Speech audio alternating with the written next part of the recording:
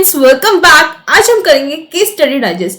Costing के इतने बड़े सिलेबस के बाद भी इंस्टीट्यूट ने केस स्टडी डाइजेस्ट इंट्रोड्यूस किया। कोई बात नहीं, हम भी इंस्टीट्यूट को बता देंगे। फायर है, हम झुकेगा नहीं। तो चलिए स्टार्ट करते हैं केस स्टडी डाइजेस्ट।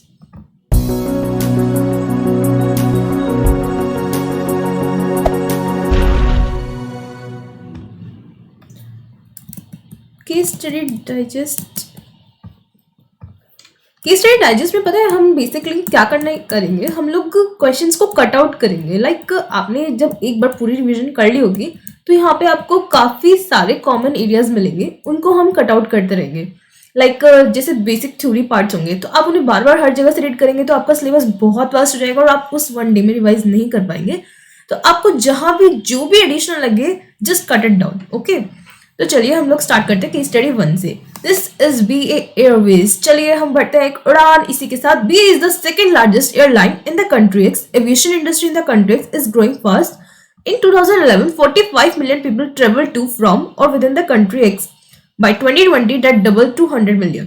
तो सबसे पहले हमने बताया कि 45 मिलियन लोग थे और उसके बाद 100 मिलियन होगा 2020. This number is expected to triple to 300 million by 2030. तो वो कह रहे हैं कि ये 300 मिलियन तक हो सकता है 2030 तक. Also by 2025, country X is expected to be third largest air transport market in the world. कह रहे हैं कि 2025 में ये लोग third largest air transport market बनने वाले पूरी दुनिया में, behind the US and China. US से चाइना के बाद हम होंगे।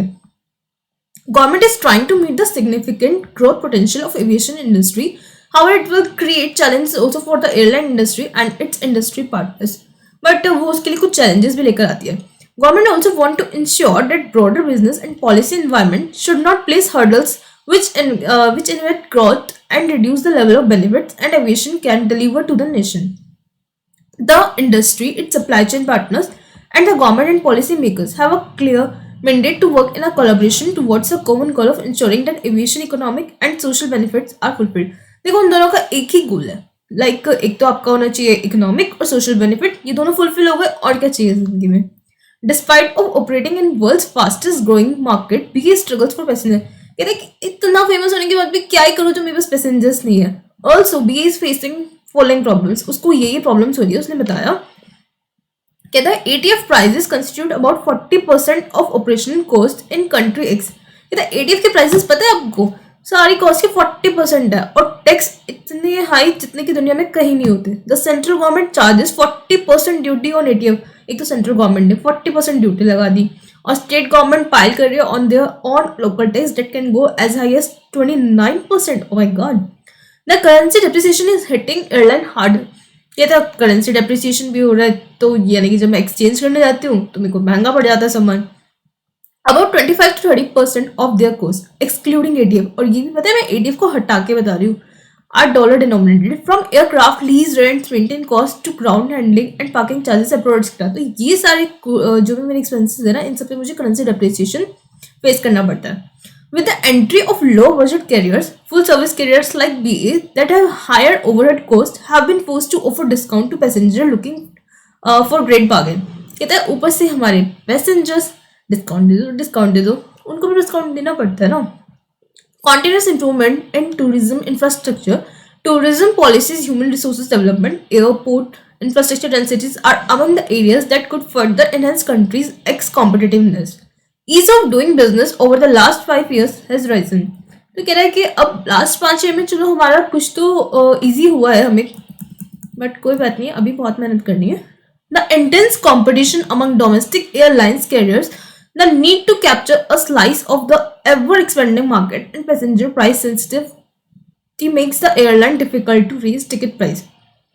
कहता है इन रीजंस की वजह से, क्योंकि मार्केट में इतना कंपटीशन है, कस्टमर प्राइस सेंसिटिव है, मैं अपनी एयरलाइंस की प्राइस बढ़ाऊंगी दूसरे पे चला जाएगा, तो इसकी वजह से मेरे को डिफिकल्टी हो रही है यार, कैसे बढ़ाऊँ मैं, किस बेसिस पे अपने टिकट प्राइस बढ़ाऊँ। Together, these factors have now plunged country's aviation industry to its most precarious phase in the last 3 years or so.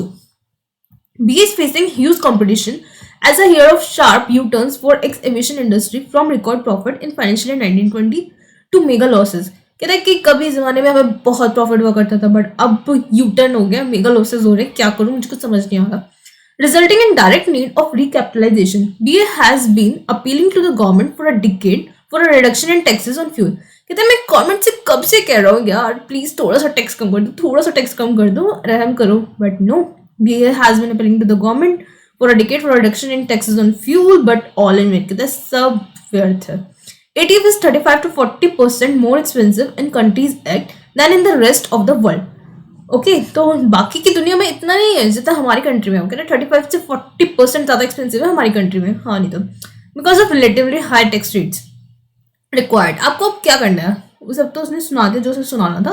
अब आपको क्या करना है, आपको उसे एडवाइस करनी है कोई ऐसी स्ट्रेटेजी जो वो फॉलो करे और उसको एक सुपीरियर परफॉर्मेंस मिले या फिर कोई कॉम्पिटिटिव एडवांटेज मिले उस कॉम्पिटिटर्स में.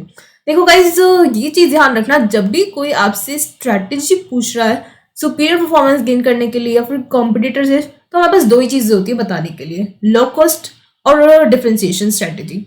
या तो अपना प्राइस कम करो कॉम्पिटिटर्स से तो भी कस्टमर आपके पास आएंगे, या अपने अंदर कुछ ऐसी यूनिकनेस लेकर आओ जो कॉम्पिटिटर्स के पास नहीं है. तो आप अगर हाई प्राइस भी चार्ज कर रहे हो ना तो भी कस्टमर आपके पास आए.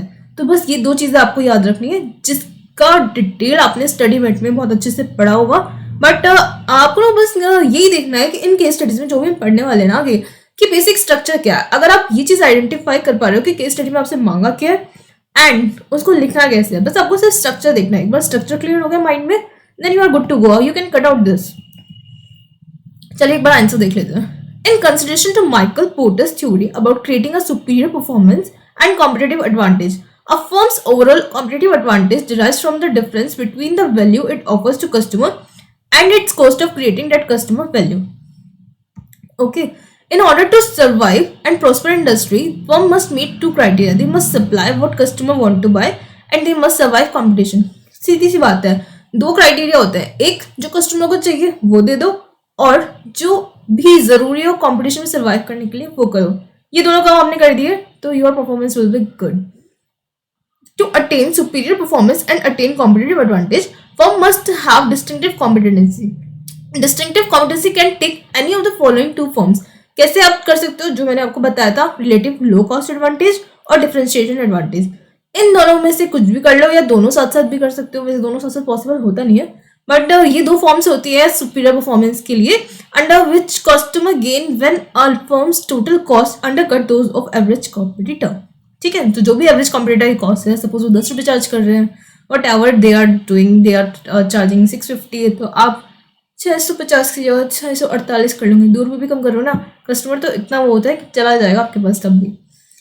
Okay, if customer perceives a product or service as superior, they become more willing to pay a premium price relative to the price they will have to pay for competitive offerings.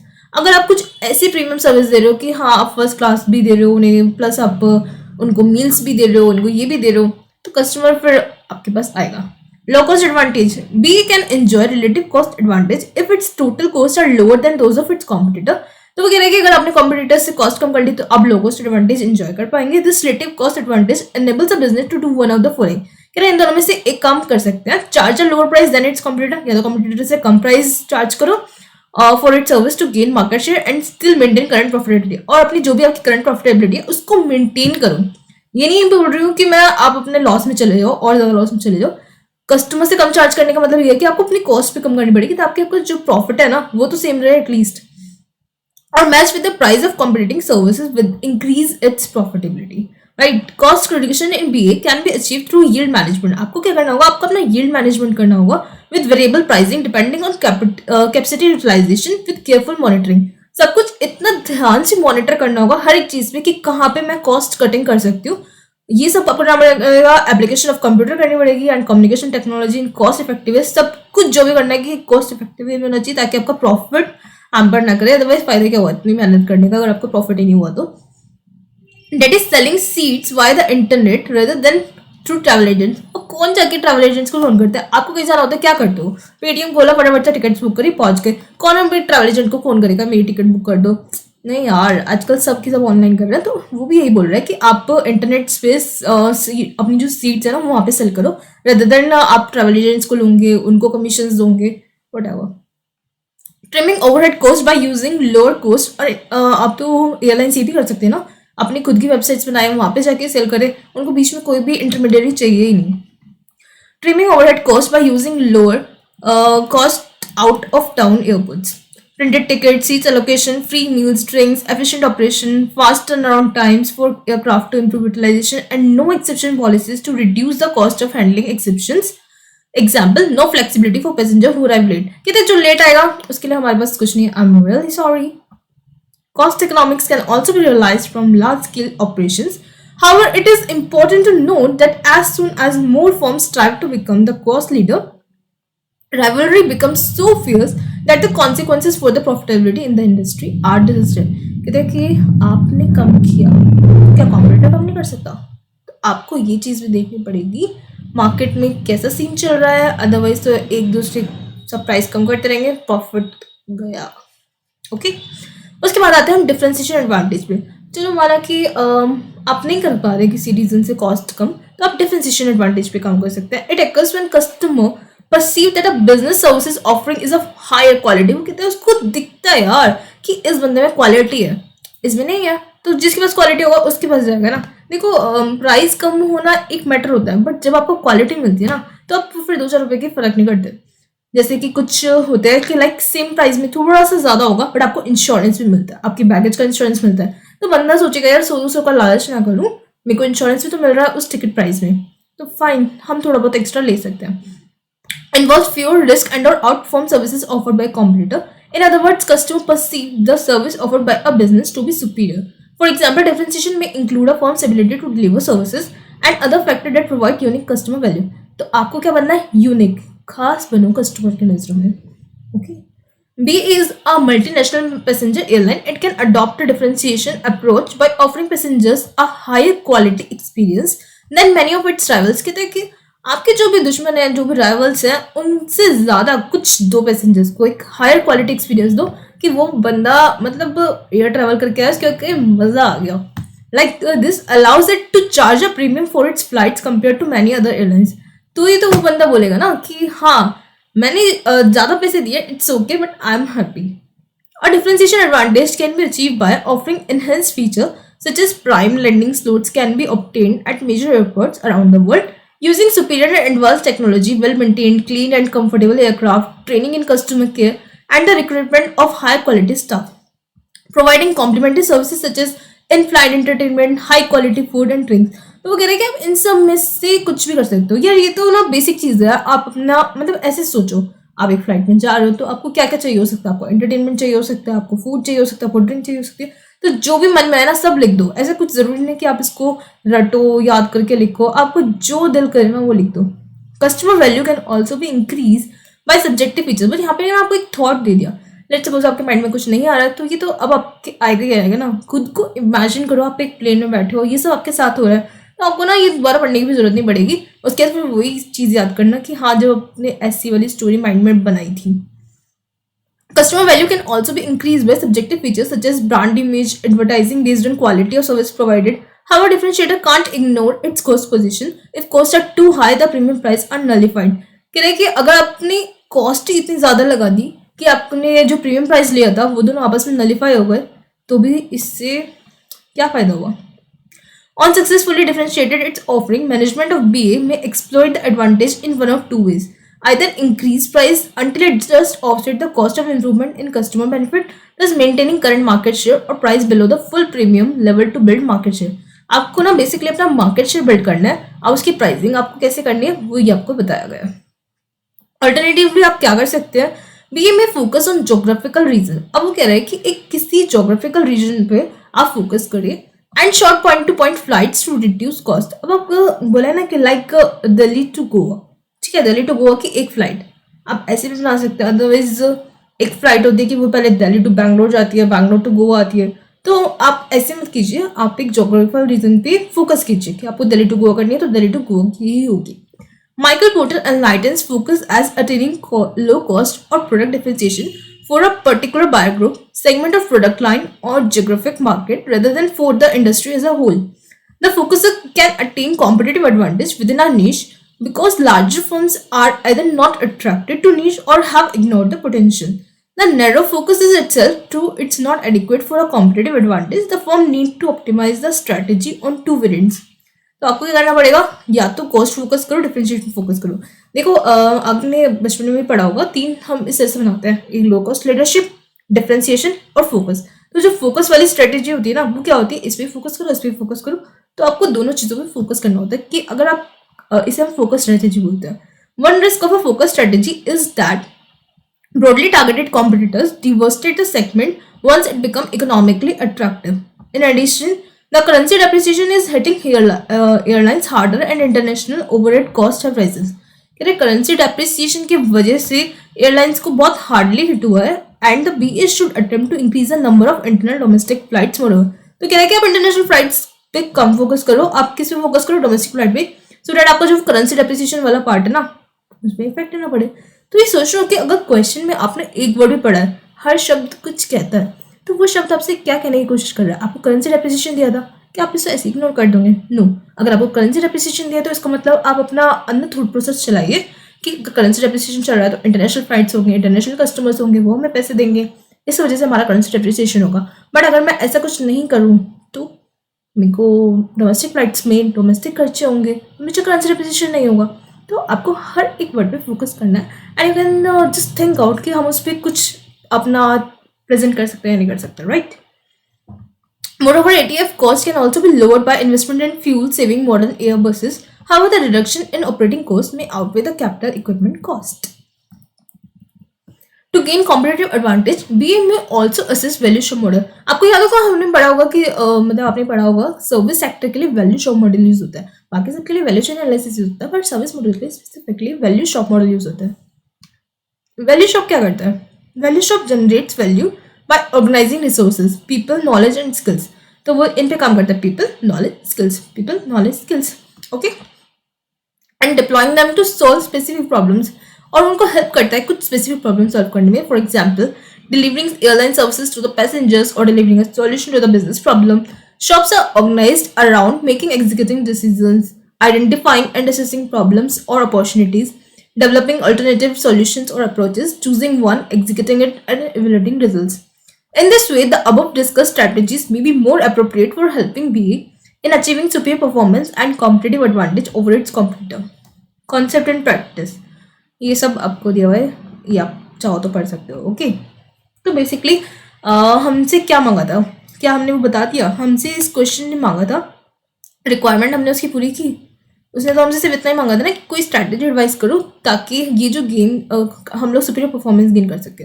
तो उसकी जो जो भी problems थी, उसको जो जो challenges आ रहे थे, हमने उसको मद्देनजर रखते हुए अपनी पॉइंट ऑफ व्यू बता दिए। अब वो कर लेगा जो उसे करना है, ओके? तो चलिए अब हम चलते हैं नेक्स्ट केस स्टडी पे। Next case C, Bhalla and Singh LLP is an accounting firm in form of limited liability partnership with 20+ branches across India. जहाँ भी देखोगे ना 20+ branches, it matters यार। In all major cities, जितने भी बड़े शहर हैं, हर जगह हमने अपनी ब्रांचेस खोल दी है। BS LLP offers to its customer services and accountancy, assurance, tax consultancy business. आप लोग भी खोल सकते हो यार अपनी। Since the country is passing through economic slowdown, hence large number of businesses are entering into either internal, external reconstruction. Resultantly, advisory services are in huge demand. अब आजकल क्या चाहिए, हर किसी को एडवाइस चाहिए यार, ये करना है क्या करूँ, तो सबको एडवाइजरी सर्विस चाहिए। तो वो यही बोल रहा है कि एडवाइजरी सर्विसेज हमारी ह्यूज डिमांड में। The industry of accounting practice in India is mature despite some of statutes enforced recently. तो क्या है, अकाउंटिंग प्रोसेस तो ऑलरेडी मेच्योरिटी वाली स्टेज पे है, क्योंकि सब लोगों को कहीं ना कहीं से मिल ही जाता है। As part of performance analysis at BS LLP, partner of each services domain collectively meet with top officers on monthly basis. तो हम लोगों का काम क्या है? हम लोगों का काम ये है, तो जो हमारे पार्टनर्स है ना, हम लोग क्या करते हैं, मंथली मीटिंग्स करते हैं। लेट्स सपोज जो टॉप ऑफिसर्स होते हैं ना, किसी कंपनी के यार टॉप ऑफिसर्स, उनके साथ मीटिंग करते हैं, उनको एडवाइजरी करते हैं। तो उस बेसिस पे हमारा की डेटा हमने दिया है। Following performance related data belonging to the latest financial year was considered in one of the recent conduct partner meeting. तो अभी जो रिसेंटली एक मीटिंग हुई है, उसका हमने आपको डेटा दिया है, ये सब होता है वहाँ पे। रेवेन्यू इन करोड़ में कितनी है? यहाँ पे अकाउंटिंग से 690 हो रही है, ऑडिट से 846 हो रही है, टैक्स कंसल्टेंसी से 145 और बिजनेस एडवाइजरी से 34। अभी आपको यहाँ पे सबसे कम लग रहा है, बट इसका स्कोप भी है, right? Growth of revenue over previous year, यहाँ से तो ये हम करते ही आ रहे हैं, लाइक ये अकाउंटिंग ऑडिट हर कोई करता है, बट बिजनेस एडवाइजरी सर्विसेज का स्कोप काफ़ी है, okay? Growth of revenue over previous year, तो इसकी ग्रोथ कितनी है? 2%, 9%। अब आपको दिख रहा है ग्रोथ किसकी हो रही है? इसकी। इसका मार्केट हमारे पास बचा है ना, अभी हम ये एक्सपेंड कर सकते हैं। ये तो आपको दिख रहा है 2%, अब इसकी मेच्योरिटी स्टेज आ गई, अब तो ये गिरेगा ही गिरेगा। नेट प्रॉफिट रेशियो ये सब चल रही है। देखा सबसे ज़्यादा प्रॉफिट भी कौन दे रहा है? बिजनेस एडवाइस सब्जी। मैंने बोला ना कि इसका बहुत स्कोप है। Revenue in crore of accounting industry as whole. अब आपको ये रेवेन्यू दिख रहा है। अभी रेवेन्यू इन रुपीज कम है, बट आप परसेंटेजेस देख रहे हो, यानी कि इसका मार्केट में कितना स्कोप है, right. Remuneration structure at PSLP. Partners are getting fixed contractual payment apart from sharing profit. तो पार्टनर्स को यार वो भी तो उनको तो स्टेबिलिटी चाहिए ना, तो वो लोग उनको लोगों को हम लोग थोड़ी सी ना फिक्स कॉन्ट्रेक्चुअल पेमेंट भी करते हैं कि लाइक इतना आप रखिए, 1 लाख तो आपको देगा ही देंगे, प्लस उसके ऊपर जो भी हमारा प्रॉफिट का शेयर होगा वो भी आपको मिलेगा, तब जाके पार्टनर्स बनते हैं। Non partners are getting fix salary. बाकी जो नॉन पार्टनर्स है लाइक एम्प्लॉयज, उनको तो फिक्स सैलरी मिलेगी ना, apart from variable pay depending upon rating from their immediate boss and peers. हाँ, हो सकता है कि बाकी उनके जो भी अंदर कॉन्ट्रैक्चुअल्स हो उस बेसिस पे उनको कुछ और भी मिलता। CRO यानी कि client relationship officer who is working parallel to the marketing team. अब एक मार्केटिंग टीम होती है जो आपकी क्लाइंट लेकर आता है, उसके बाद एक क्लाइंट रिलेशनशिप ऑफिसर होते हैं जो उसके पैरेलल काम करता है कि ये क्लाइंट आएगा, हम उससे ये डीलिंग करेंगे, तो इस तरह से चलता है। First time participated in monthly performance evaluation meeting. अब ये बंदा पहली बार बैठ रहा है ऐसी मीटिंग्स में एंड प्रेजेंटिंग फॉलोइंग डाटा। अब उसने क्या किया, ये देखिए, अब मैं ये प्रेजेंट करता हूँ, which contain rating from client of BSLP. It is decided that these ratings will also be added in performance metrics table stated below. तो उसने कस्टमर की रेटिंग्स बताई है, हायर द बेटर, तो 3.6, 3.2 और 4.5, यानी कि बिजनेस एडवाइजरी में तो हम कमाल कर रहे हैं। ओके, अब रिक्वायरमेंट देखते हैं क्या है। वैसे आई वुड सजेस्ट कि आप जब भी अपने आप से क्वेश्चंस पढ़ेंगे ना, अभी तो चलो हम साथ साथ डिस्कस कर रहे हैं, बट जब भी आप एग्जाम में बैठे हो या फिर किसी भी तरह, तो एक बार ना just have a look in the requirements कि क्वेश्चन में मांगेंगे, तो उसके बाद जैसे ये तो छोटी सी केस स्टडीज थी, बट कई बार बहुत बड़ी केस स्टडीज आ जाती है और इतनी डायरेक्ट आ जाती है ना, यहाँ पे जो रिक्वायरमेंट्स होती है कि आपको केस स्टडी की जरूरत भी नहीं होती है। लाइक यहाँ पे पूछे list essential component of any performance management system. तो आपको क्या लगता है ये लिस्ट करने के लिए बोला है? इसके लिए क्या मुझे ऊपर की केस स्टडी की जरूरत थी? नो, ये तो थ्योरी है यार, ये तो आपको अपना परफॉर्मेंस मैनेजमेंट का बोला परफॉर्मेंस मैनेजमेंट सिस्टम, तो कहाँ मिलेगा? परफॉर्मेंस मैनेजमेंट वाले चैप्टर में। परफॉर्मेंस मैनेजमेंट का चैप्टर खोलो, वहां से उठाओ, लिस्ट करो, खत्म। डिस्क्राइब बिल्डिंग ब्लॉक मॉडल, क्या ये भी थ्योरी नहीं है? बिल्डिंग ब्लॉक मॉडल का एक चार्ट है, याद होगा ना, SDR स्टैंडर्ड, डिटरमिनेंट्स, रिवॉर्ड्स, वो खोलो, पूरा का पूरा चिपका दो, खत्म। 2 पार्ट्स तो आपके ऐसे ही हो गए। उसके बाद बोला evaluate the BSLP existing performance system from. अब यहाँ पे थर्ड पार्ट में आपको केस स्टडी की जरूरत पड़ेगी, but let suppose you are running short of time, तो आप ये 1 2 तो करके स्कोर कर सकते हो ना, राइट। तो मैं बस आपको इसी वे में बोल रही हूँ कि करना इतना डिफिकल्ट नहीं हो। फोर्थ पार्ट में क्या मांगा? फोर्थ पार्ट में उसने हमसे मांगा, फोर्थ पार्ट में ये advise the main improvement that introduction of a building block approach can bring to BSLP's performance management system। तो आपको मेन इंप्रूवमेंट बतानी है उनके में, तो आपको थर्ड और फोर्थ इन दोनों पार्ट्स के लिए ऊपर की केस स्टडी की रिक्वायरमेंट थी, राइट। तो चलिए, तो पहले लिस्ट करना एसेंशियल कंपोनेंट, ये प्योर थ्योरी पार्ट है, बट ये चीज़ें वैसे तो जनरली लर्न नहीं करते, तो इसलिए आप इसको भी मार्क कर लेना कि हमें करना है। Essential functions and divisional organization structure along with determination the level of decentralization, establish responsibility center, establish system to identify KPI, ये ना स्टार्टिंग में मिल जाएगा आपको परफॉर्मेंस मैनेजमेंट की। Review system in order to compare the actual against standards and required corrective actions. तो ऐसे होते हैं एसेंशियल कंपोनेंट्स, राइट। फिर अब सेकंड पार्ट में उसने क्या बोला, बिल्डिंग ब्लॉक मॉडल। ये तो आप आई वुड सजेस्ट कि स्टडी मेट से ही लर्न कर लेना, वहीं से ही पूरा वो चार्ट ना अपने दिल में छाप लेना यार, उसकी किसी भी पार्ट से कुछ भी पूछ सकता है। देख लो, इसने कुछ नहीं किया, इसने पहले वो बताया, मैं आपको वो चार्ट दिखाऊं? हाँ, मैं आपको वो चार्ट दिखाती हूँ, रुको।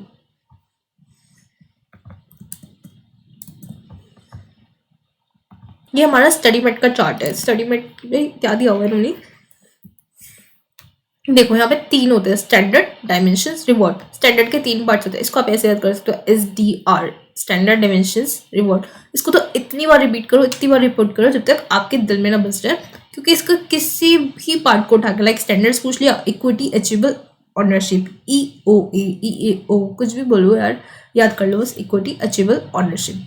डायमेंशंस 2 टाइप के होते हैं, रिजल्ट्स और डिटरमिनेंट्स। रिजल्ट पता है आपको ना, इसमें तो चलो डायरेक्टली पूछा है, बट कुछ केस स्टडीज होती है उसमें डायरेक्टली नहीं पूछेगा, ऐसे बोल देगा फाइनेंशियल और कॉम्पिटिटिव परफॉर्मेंस के बारे में बताओ, तो आपको उस टाइम अपने रिकंसाइल करना है, अपने माइंड में सोचना है, एक थॉट प्रोसेस आएगा, यार मैंने कहीं तो ये पढ़ा है financial performance and competitive performance, तब आपको पता चलेगा हाँ ये तो मैंने यहाँ पे पढ़ा है बिल्डिंग ब्लॉक मॉडल में, राइट। तो इसी तरह से आपको हर एक चीज़ें याद रखनी है, determinants, quality, flexibility, innovation and resource utilisation. इसको मैं QFRI से याद करती, कफरी। और कुफरी याद है आपको, शिमला में एक प्लेस है कुफरी, तो ऐसे करके मैंने उसको याद किया, Kufri, QFRI, determinants, right. Rewards, motivation, clear, controllability. Rewards 3 type के होते हैं। अब किसी इंसान को क्या चाहिए, मोटिवेशन चाहिए, कंट्रोलेबिलिटी, क्लियर होना चाहिए सब कुछ। तो इस तरह से आप इस स्टार्ट को याद कर सकते हैं। प्लस इसकी जो ये थ्योरी ना बहुत छोटी सी लिखी हुई है, इसको अच्छे से 3-4 बार पढ़ोगे ना आपको बहुत अच्छे से याद हो जाएगी। एंड आई वुड सजेस्ट इसको रट लेना, ठीक। चलते हैं हम आगे। बाकी if you want me to explain the entire building block model, तो ये हम अपना परफॉर्मेंस इवैल्यूएशन वाले चैप्टर, परफॉर्मेंस मैनेजमेंट वाले चैप्टर में करेंगे। तो वहाँ पे मैं आपको अच्छे से डिटेल में बता दूंगी। बट फिलहाल के लिए आप इसको काट भी सकते हैं कि या फिर लिख दीजिए रेफर परफॉर्मेंस वाला chapter. I don't think so कि इसको पढ़ने की जरूरत है, ओके। चलिए, थर्ड पार्ट में उसने बोला evaluate the BSLP existing performance management system from perspective of 3 essential aspects of building block model. तो वो कह रहे हैं कि आपका जो एग्जिस्टिंग आप यूज कर रहे हैं उसको बिल्डिंग ब्लॉक मॉडल के पर्सपेक्टिव से सोचकर बताइए, इवैल्यूएट कीजिए कि कैसे चल रहा है, ओके। तो ये रहा हमारा evaluation. The existing performance management system at BSLP doesn't focus upon determinants. कह रहे हैं कि ये जो हमारा एग्जिस्टिंग सिस्टम है ना वो डिटरमाइनेंट्स पे फोकस ही नहीं कर रहा है, specified by BBM। Prima facie, it is apparent from the performance metrics used by partners in their monthly meeting that performance is evaluated based upon financial performance.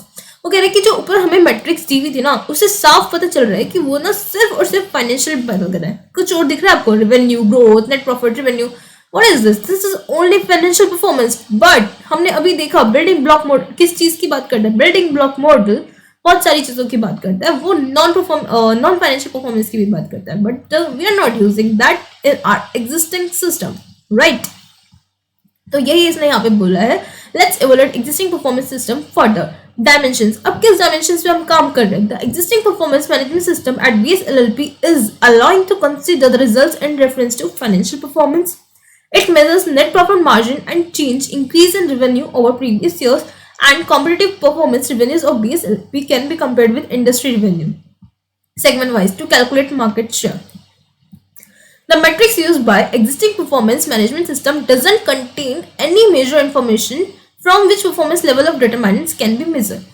तो वो ये बोल रहे हैं कि ऐसा तो यहाँ पे कुछ है ही नहीं जिससे मैं ये मेजर कर सकूँ, but recently eight BSLP customer rating is use. But अभी भी रिसेंटली हम लोगों ने कस्टमर रेटिंग यूज करना शुरू किया। देखा आपने जिस मीटिंग में उसने वो पहली बार अटेंड की थी, तो रिसेंटली इन्होंने ऐसे यूज करना शुरू किया, which can be taken as KPI for quality of services. तो हम इसको KPI की परफॉर्मेंस इंडिकेटर भी ट्रीट कर सकते हैं। Standards, presently it seems BSLP is measuring segment wise performance against performance of industry apart from measuring net profit and growth. तो ये बोल रहा है कि जो स्टैंडर्ड्स होते हैं वो क्या कर सकते हैं, सिर्फ नेट प्रॉफिट एंड ग्रोथ को मेजर करने की जरूरत नहीं है। वो लोग बोल रहे हैं कि सेगमेंट वाइज परफॉर्मेंस भी आप देख सकते हैं against performance of industry. Like industry ने इतना परफॉर्म किया, सेगमेंट वाइज देखो तो हमारा सेगमेंट कितना परफॉर्म कर रहा है। Ownership, since organisation structure is not clearly defined in the case above. अब ऑर्गेनाइजेशनल स्ट्रक्चर कैसे था, फंक्शनल था, डिविजनल था, ऊपर पढ़ के नहीं पता चल रहा है। Hence ownership of each of dimension stated above can't be identified in existing performance. तो कहते हैं कि हम लोग ये नहीं आइडेंटिफाई कर पा रहे कि ओनरशिप में एक बंदा तो होना जो जिम्मेदारी ला कि हाँ ये गलती का रिस्पॉन्सिबल मैं हूँ। तो ऐसे आप लोगों को ओनरशिप नहीं है कि ये गलती हुई तो इसके लिए ये बंदा रिस्पॉन्सिबल होगा, ये गलती हुई तो ये होगा। सो दैट लोगों के अंदर एक रिस्पॉन्सिबिलिटी वाला एक्ट आए एंड काम अच्छे से हो। अचीवेबिलिटी एंड फेयरनेस, अगर मैं आपको बोलूं कि आपको एक दिन में 10 चैप्टर करना है, is it achievable? Not at all. तो टारगेट मस्ट बी अचीवेबल। तो आपसे पूछूंगी आप कितने कर सकते हो। अगर आपने बोला कि मैं हाँ 2 चैप्टर कर लूंगा या कर लूंगी, तो आपको अचीव करना पड़ेगा ना, आपके अंदर मिलेगा यार ये तो मैंने खुद बोला है। तो अचीवेबिलिटी फेयरनेस तभी आती है एक ट्रांसपेरेंट टारगेट हो जो बंदा दिल से अपना भी ले और करने के लिए पूरी कोशिश करे। In order to ensure achievability of standard established and fairness of same presented, it seems BSLP is measuring segment wise performance against performance of industry. तो हमने बोला कि बेस्ड अपॉन रेवेन्यू जो इंडस्ट्री का डेटा था हम लोग अपनी सेकंड वाइज परफॉर्मेंस मेजर कर रहे हैं, which is measure net profit and growth against standard establish internally. Okay, तो वो बोल रहा है कि रेवेन्यू को तो हम लोग इंडस्ट्री से कंपेयर करके कर रहे हैं, ठीक, बट जो ये हमारा नेट प्रॉफिट वगैरह था, इनको हम इंटरनली कंपेयर कर रहे हैं खाली। ये देखो ना, revenue in crore of accounting industry as whole, तो रेवेन्यू का डेटा हम लोग इजीली कंपेयर कर सकते हैं इंडस्ट्री के डेटा से, बट ये वाला जो ग्रोथ है हमने क्या देख रहे हैं, ओवर प्रीवियस ईयर, तो हम अपने ही इंटरनल डेटा से कंपेयर कर रहे हैं। Okay, rewards in order to encourage the workforce. अब तो जरूरी क्या होता है, सबसे ज्यादा जरूरी होता है कि अपने वर्कफोर्स को एनकरेज करो, मोटिवेट करो, so that they can achieve the standard established. Model also suggests 3 properties which every reward should possess. These properties are clarity, controllability, and motivation. Evaluation of existing performance management system. अब आ जाओ sorry हमने यहाँ तक पढ़ लिया था। Okay, अब हम बात करते हैं नेक्स्ट पॉइंट की। Next point is reward system. Reward system बात करते हैं। Although non partners at base are getting variable component, वो कहते हैं जो नॉन पार्टनर्स है हम उनको भी वेरिएबल कंपोनेंट दे रहे हैं, बट जो एक चीज होती है ना, लाइक एक क्राइटेरिया तो बता दो ना कि आप किस बेसिस पे रिवॉर्ड देने वाले हो। लेट्स सपोज हमारी कंपनी है, राइट, एंड मैं R&R जो होता है ना, रिकॉग्निशन एंड रेवेन्यू अवार्ड्स होते हैं, वो दे रही हूँ, एंड उसको देने के लिए हम लोगों को मतलब क्राइटेरिया तो है, बट वो सिर्फ मुझे पता है कि मैंने मान लो ये सोच लिया कि इस ईयर में जिसने भी एक्स्ट्रा एक्टिविटीज करी है, लाइक कुछ गेम्स में पार्टिसिपेट किया है, कुछ डांस कल्चरल प्रोग्राम में पार्टिसिपेट किया है, मैं उनको अवार्ड दूंगी। अगर मैं ये ईयर स्टार्ट से पहले बता देती तो लोग अच्छे से पार्टिसिपेट करते हैं ना, राइट। तो यहाँ पे बायसनेस हो सकता है कि लोग ये सोचने लगे कि इसने अपने फेवरेट पर्सन को अवार्ड देने के लिए ऐसा किया, अदरवाइज हमने तो इतने अच्छे से काम किया, हमें अवार्ड मिलना चाहिए था ना, बट अवार्ड मिला कैसे, जिसने काम तो बहुत कम किया एंड डांस वगैरह किया है। तो इस चीज़ को लेकर उन लोगों में थोड़ा सा डिमोटिवेशन आ सकता है। सो दे आर जस्ट सेइंग कि रिवॉर्ड सिस्टम ऐसा होना चाहिए कि उसका क्राइटेरिया पहले से लोगों को पता हो, right. Whereas partners are getting fixed remuneration apart from share in profit earned. Here, in given case, it is not clear whether profit of respective division or entity as a whole, be it LLP, it is obvious that if partners are getting reward based upon measure which they can't control, they may be demotivated. This may also not improve the performance of bad performing division because they are also getting reasonable amount as share in profit due better performance by other department. अब वो बोल रहा है कि ऐसा भी तो हो सकता है, अगर आप सबको बराबर का रिवॉर्ड दे रहे हो तो जो बैड परफॉर्मिंग हो वो अच्छा परफॉर्म करने की कोशिश ना करे, क्योंकि यार रिवॉर्ड सबको मिलना ही मिल रहा है, तो क्या कर सकता है फिर, हम वो क्यों अच्छा परफॉर्म करने की कोशिश। इसमें ये बोल रहा है whereas partners are getting fixed remuneration apart from share in profit earn, here in the given case it is not clear whether profit of respective division or entity as a whole, BS LLP, it is obvious that if partners are getting reward based upon measure which they can't control, they may be demotivated. तो वो बोल रहा है कि अगर आपका reward system कुछ ऐसे बेसिस पे जिसके कंट्रोल आपके हाथ में ही नहीं है, तो ऑब्वियसली ना यू विल गेट डिमोटिवेटेड। जिसमें तो फिर तो लक हो गया, मिल भी सकता है, नहीं भी। This may also not improve the performance of bad performing division because they are also getting reasonable amount as share in profit due better performance by other departments. Fourth point, अब आपको improve करने के लिए कुछ suggestions देने हैं। First and foremost improvement will be consideration of all the dimensions of performance as per building block, ensuring that all the critical success factors for performance should be measured. तो आपको ये चीज़ देखनी, जितने भी CSF है ना, आपने सबसे पहले उनको मेजर किया, उससे आपकी हेल्प हो जाएगी आपको ये जानने में कि importance of flexibility, resource utilisation and innovation. हमने 4 चीज़ें पढ़ी थी ना, QFRI, क्वालिटी पे तो आप काम कर रहे हैं, प्लस आपको ये इनको भी कंसिडर करना है। तो हमने बताया flexibility is the important from the prospective from deliver services, the manner and timing and delivery. तो आपका कैसे आप डिलीवर कर रहे हैं, किस मैनर में कर रहे हैं, किस टाइम कर रहे हैं, these all are the important things. Staff is the key resource at BS LLP and essential it is to ensure optimum and effective resource utilization. अब स्टाफ कितना इंपॉर्टेंट होता है तो सबको पता है, तो रिसोर्स यूटिलाइजेशन को भी आपको ध्यान में रखना पड़ेगा। In order to measure the productivity of the staff, अब आप मेजर कैसे करोगे कि हमारा स्टाफ प्रोडक्टिव है या नहीं, तो आप देखोगे कि आवर्स में देखोगे कि कितना हमने बोला था कि उनको ये कितना घंटे में खरीद देना, या ना एफिशिएंसी रेशियो, बस वही लगा के आप चेक कर सकते हो कि आपके स्टाफ एफिशिएंट है या नहीं। This ratio will also signify the peak and off period. Although the scope of innovation is not much available in accounting firms, कहते हैं कि इस टाइप के innovations accounting firm में वैसे तो available नहीं होते, but still use of IT tool can improve the utility for client. But कुछ IT tools होते हैं ना, जैसे कि आपने देखा होगा सी फॉर्म्स में टैक्स भरने के लिए वेबटेल होता है, ZNIT होता है, कुछ भी आप ज़्यादा से ज़्यादा IT टूल्स लगाओ, SAP लगाओ, व्हाटएवर आप इनोवेशन लेकर आ सकते हो, can be seen as offering new range and category of services. Further, while identifying the parameter for evaluating performance, the building block model will help to set the standard against which performance is needed to be measured. Such standards should be achievable and fair, which should encourage the motivation among staff. Such standard may be financial and non-financial. Building block model will not only set the fair standard, कह रहा है कि इससे सिर्फ आपका fair standard set नहीं होगा, but आपकी help भी होगी in establishing the mechanism that how such standard should be established, कि कैसे ये standard establish करने हैं. Building block will also help in reviewing the reward system. Building block आपको रिवॉर्ड सिस्टम को रिव्यू करने में भी हेल्प करेगा in order to motivate both non partner staff and partner at SBLLP. Reward should be based upon those criteria for which worker is responsible और has control. So partner at SBLLP must get the share in divisional profitability and non-partner worker must get the variable based upon their productivity or 360 degree. अब यार देखो कि इसमें क्या क्या requirement थी, वो सब तो हमने कवर कर ली, बट क्या ये आपको दोबारा पढ़ने की जरूरत है? आपको ऐसा लगता है अगर आपको बिल्डिंग ब्लॉक मॉडल अच्छे से आता ना, तो मुझे नहीं लगता कि आपको इसकी स्टडी को दोबारा पढ़ने की जरूरत है. सो आई वुड सजेस्ट कि कट इट डाउन. चलिए अब चलते हैं नेक्स्ट पे. BMW का क्वेश्चन है गाइस. भाटिया मोटर वर्क्स ये तो वही बात हो गई ना. I am from UK, Uttarakhand. तो ये ऐसे ही है. Bhatia motor works is one of the renowned coach builders in North India with a mission to design and fabricate high quality buses. इसका काम क्या है? हाई क्वालिटी के बसेस बनाना, data innovative and style and engineering, जो अपने style में अपने इंजीनियरिंग में इनोवेटिव हो. Whilst maintaining standards of reliability, BMW has market both locally and international. उसकी लोकल भी और इंटरनेशनल मार्केट में भी हर जगह डिमांड है, मार्केट है. Human resources eight BMW is highly skilled and well versed. हमारे जो काम करने वाले बंदे हैं ना, जो हमारे एम्प्लॉयज़ वगैरह है, वो latest tools and technique use करते हैं और बहुत अच्छे खासे हाई स्किल के बंदे हैं अपने अपने रिस्पेक्टिव फंक्शन एरिया में.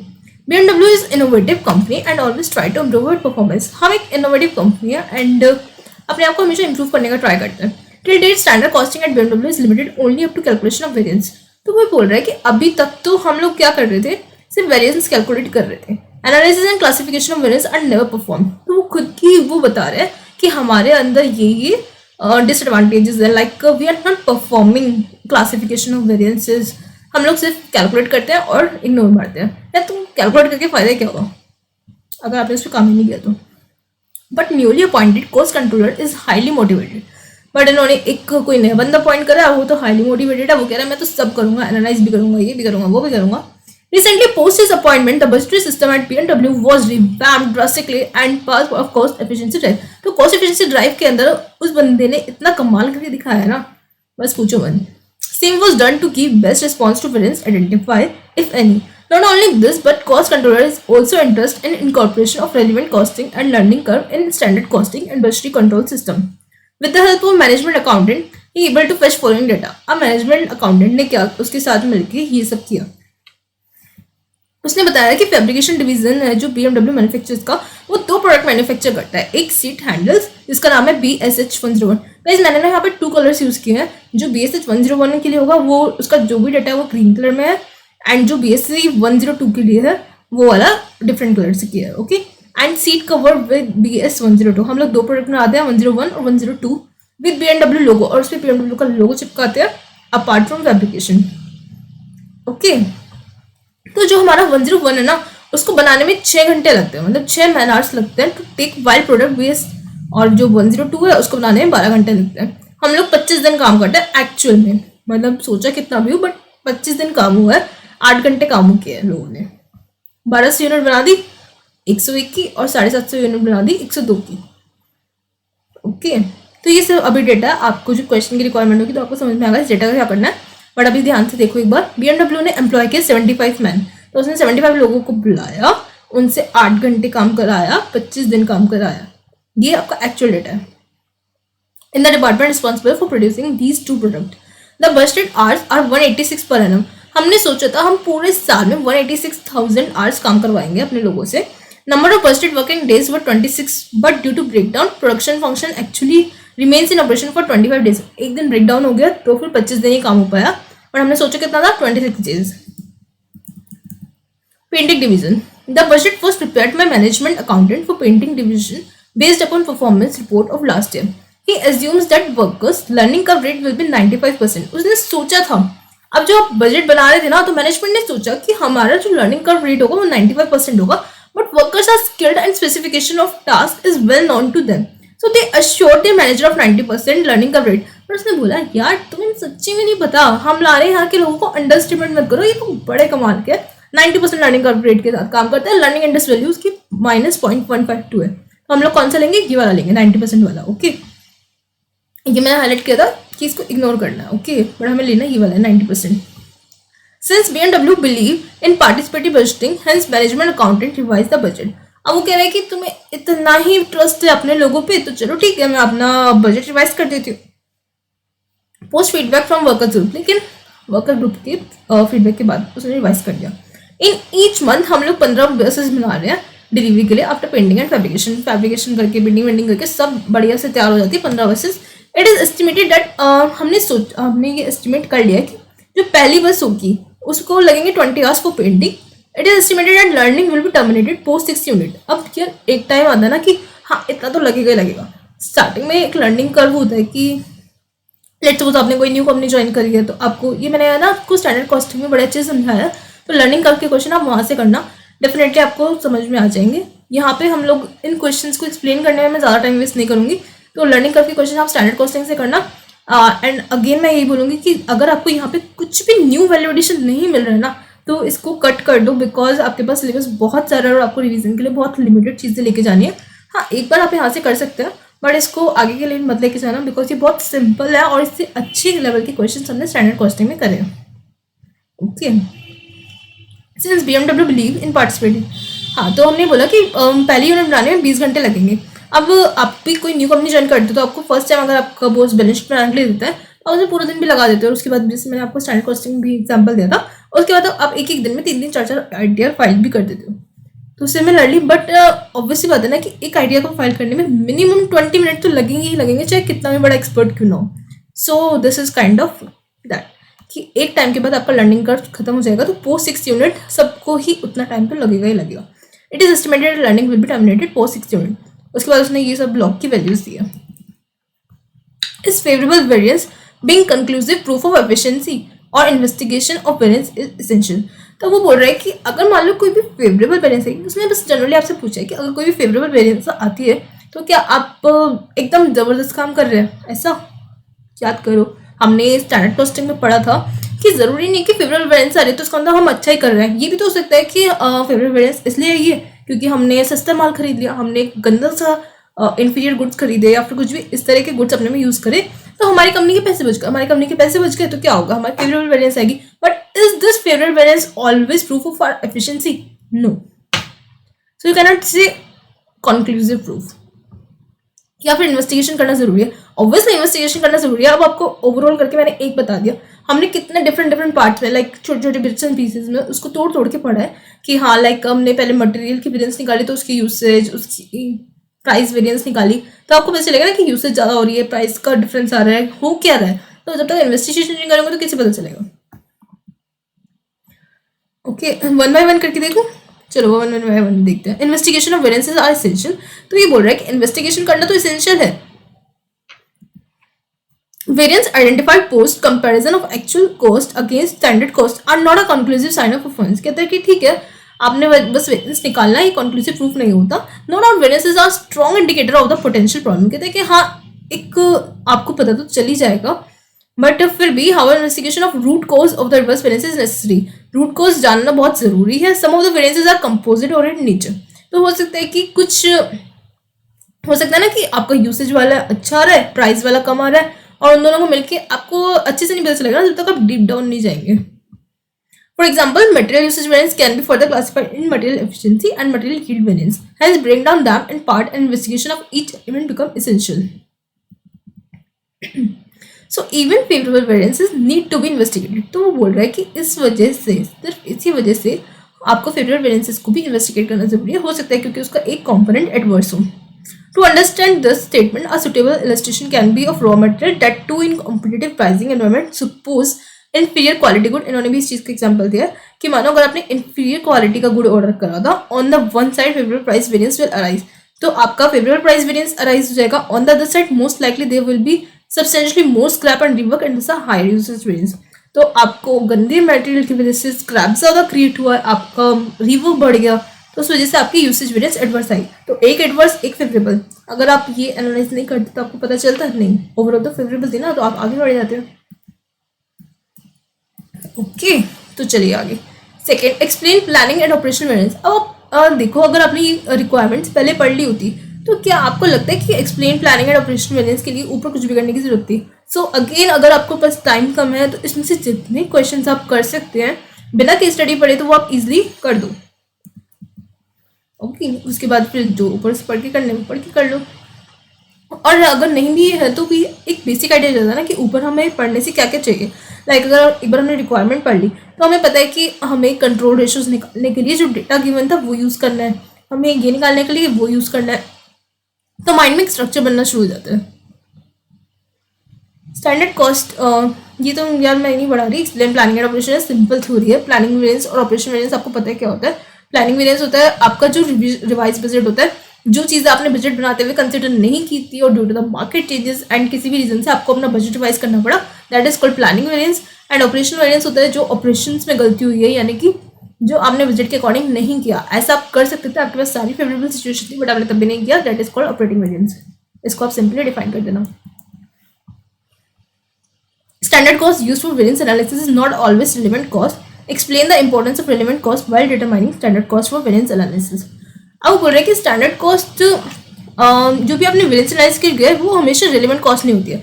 अगर आपको याद होगा तो मैंने स्टैंडर्ड कॉस्टिंग की सेकंड वीडियो का फर्स्ट क्वेश्चन, सेकंड का नहीं थर्ड वीडियो का, सॉरी, स्टैंडर्ड कॉस्टिंग की थर्ड वीडियो का मैंने फर्स्ट क्वेश्चन जो कराया था उसमें हमने रिलेवेंट कॉस्टिंग पर बात की थी, जिसमें आपको याद है हमने बात की थी कंट्रीब्यूशन लॉस्ट, जितने भी मटेरियल स्कैर्स थे.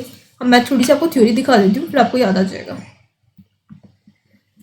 ये traditional approach to variance analysis is to compute variance based on acquisition cost and standard price for the acquisition of such resources. This may be misleading when resources are scarce in nature. तो वो बोल रहा है कि ये आपका misleading हो सकता है उस केस में जब आपका रिसोर्स स्केयर हो. जैसे कि हमारे उस क्वेश्चन में 3 पार्ट्स थे. पहले वाले पार्ट में मटेरियल स्केर्स था, तो मटेरियल जब स्केयर था तो हमने क्या किया था, एक कंट्रीब्यूशन लॉस निकाला था.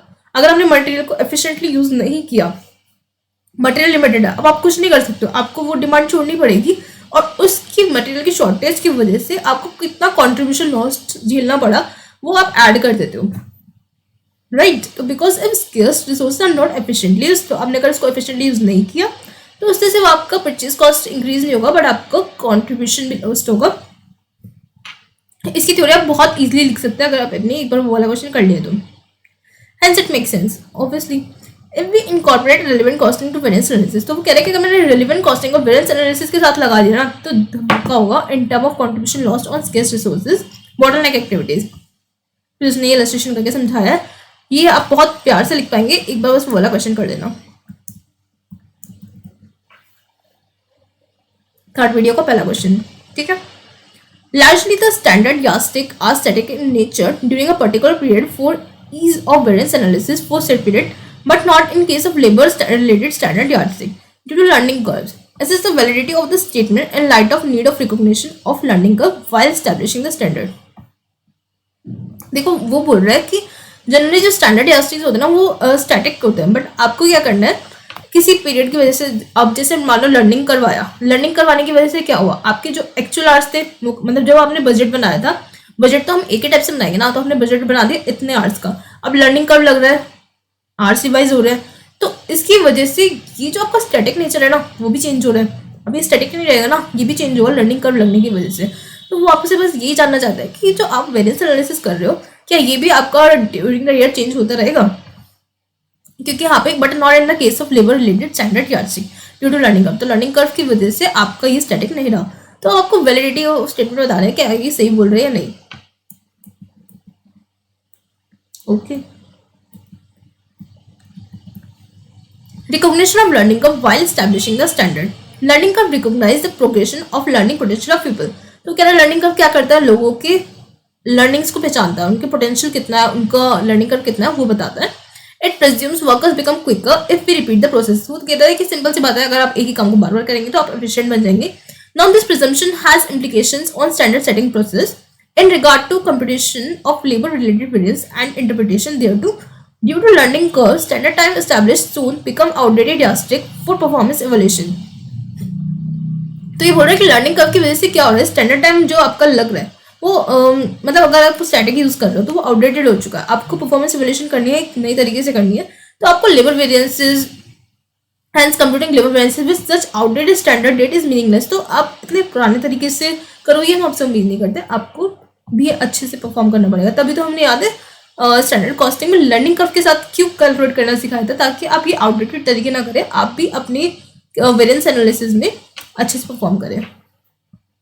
Hence, in order to accommodate rapid changes in form of reduction of time required taken producing further each unit of same product with identical specification, effective learning curve should be considered while computing labor variance। तो वो बोल रहे हैं कि learning curve का impact लेते हुए चले even in case of material related variance. तो कह रहे हैं कि मटेरियल रिलेटेड जो वेरिएंसेस होती है ना उसमें भी लर्निंग कर्व इम्प्लीकेशन देता है। अब वो कैसे देगा, मैं आपको थोड़ा सा एग्जांपल देती हूँ।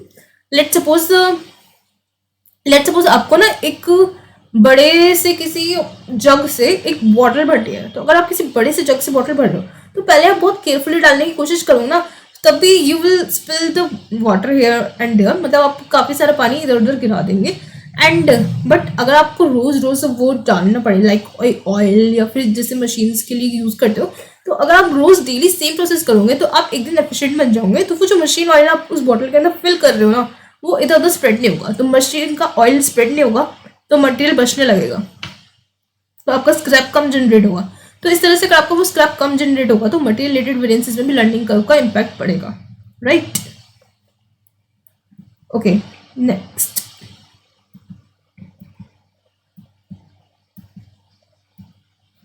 ज़्यादा पीछे चली गई शायद, sorry. The next part is compute revised budgeted labor hours for management accountant incorporating learning curve। अब आपको रिवाइज बजटेड लेबर आवर्स बताने हैं फॉर मैनेजमेंट अकाउंटिंग इनकॉर्पोरेटेड। तो रिवाइज बजटेड आवर आप कैसे निकालेंगे, हमने पहले उसको बोला था 95%, राइट, और रिवाइज करने के लिए बोला 90%। तो ये जो 90% होगा ये हमारा रिवाइज बजटेड आवर्स होगा। अगेन मैं आपको बोल रही हूँ कि मैं यहाँ पे बहुत अच्छे से एक्सप्लेन नहीं करने वाली कैलकुलेशन, क्योंकि बहुत सिंपल है। अगर आपने स्टैंडर्ड कॉस्टिंग का कोई भी एक या दो क्वेश्चन किया है लर्निंग कर्व का तो आपके लिए बहुत सिंपल हो जाएगा। मैं आपको सिर्फ एक फॉर्मूला रिमाइंड करा रही हूँ, y equals to x raise to the power b, where यहाँ पे a है हमारा जो हमने फर्स्ट यूनिट बनाने में लगाया था यानी कि 20, और 6 यानी कि 6 यूनिट के बाद हमारा लर्निंग कर्व स्टॉप हो जाता है, हम उसके बाद सेम टाइम लगाने लगते हैं। तो हमने ये उसकी पावर लगा के एक्सप्लेन कर दिया, टिकिंग लॉग बोथ साइड, फिर हमने इसको सॉल्व किया। ये बिल्कुल सेम मैनर में होगा, आप इसके लिए स्टैंडर्ड कॉस्टिंग का क्वेश्चन देखिए प्लीज। उसके बाद यहाँ पे log y आ गया, यहाँ पे आ गया, तो y equals to anti log हो जाएगा, लोग दोनों साइड से हटाएंगे तो ये हो जाएगा। उसके बाद आपने देखिए time required for painting first 6 buses, अभी हमने 6 यूनिट्स के लिए लेके चला क्योंकि 6 यूनिट्स के बाद आपका लर्निंग कर्व होना खत्म हो जाएगा। तो ये हमारा 6 यूनिट्स के लिए आया है 15.23 आवर्स पर यूनिट पर बस। तो 15.23 आवर्स को आप 6 से मल्टीप्लाई करेंगे तो 91.38 आवर्स लग रहे हैं आपको 6 बसेस को पेंट करने में। अब हम निकालेंगे पेंटिंग फर्स्ट 5 बसेस, तो बस यहाँ पे 5 लेके आपको इसको सॉल्व करना है, तो आपको 78.3 आवर्स लग रहे हैं। तो एक बस के लिए कितना लगेगा, सिंपल है, जो अपने ऊपर निकाला था 91 समथिंग 91.38, उसमें से माइनस कर देना ये 78.3, तो एक बस के लिए आपको इतना लगेगा। मतलब वो जो लास्ट वाली बस बनेगी ना आपकी 6th बस, उसके बाद से सेम लगेगा आगे की सारी बसेस के लिए। ये इसने निकाला 13.08 आवर्स, ये निकला लग रहा है आपके 6 यूनिट बनाने के लिए। तो उसके आगे की जो भी बसेस बनेंगी 78.3 तो फर्स्ट 5 के लिए हो गया, और ये बाकी 13.80 इंटू 10 यूनिट्स, 15 बसेस बना रहे थे ना, तो 5 ही हो गई, 10 ही हो गई, ऐसे करके आपका ये निकल जाएगा।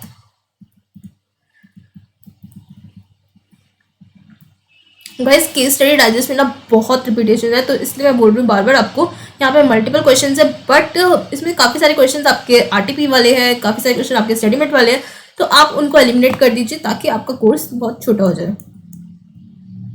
और इसको मजाक में मत लेना गाइस, सीरियसली बोल रही हूँ, कॉस्टिंग की रिवीजन करना बहुत मुश्किल हो जाता है लास्ट डे पर, क्योंकि बहुत सारे अच्छे अच्छे क्वेश्चन होते हैं जिनको देखना ज़रूरी होता है एग्जाम से पहले दिन, अदरवाइज अगर वो क्वेश्चन रिपीट हो जाता है तो उसके कुछ पॉइंट्स हम स्किप कर सकते हैं।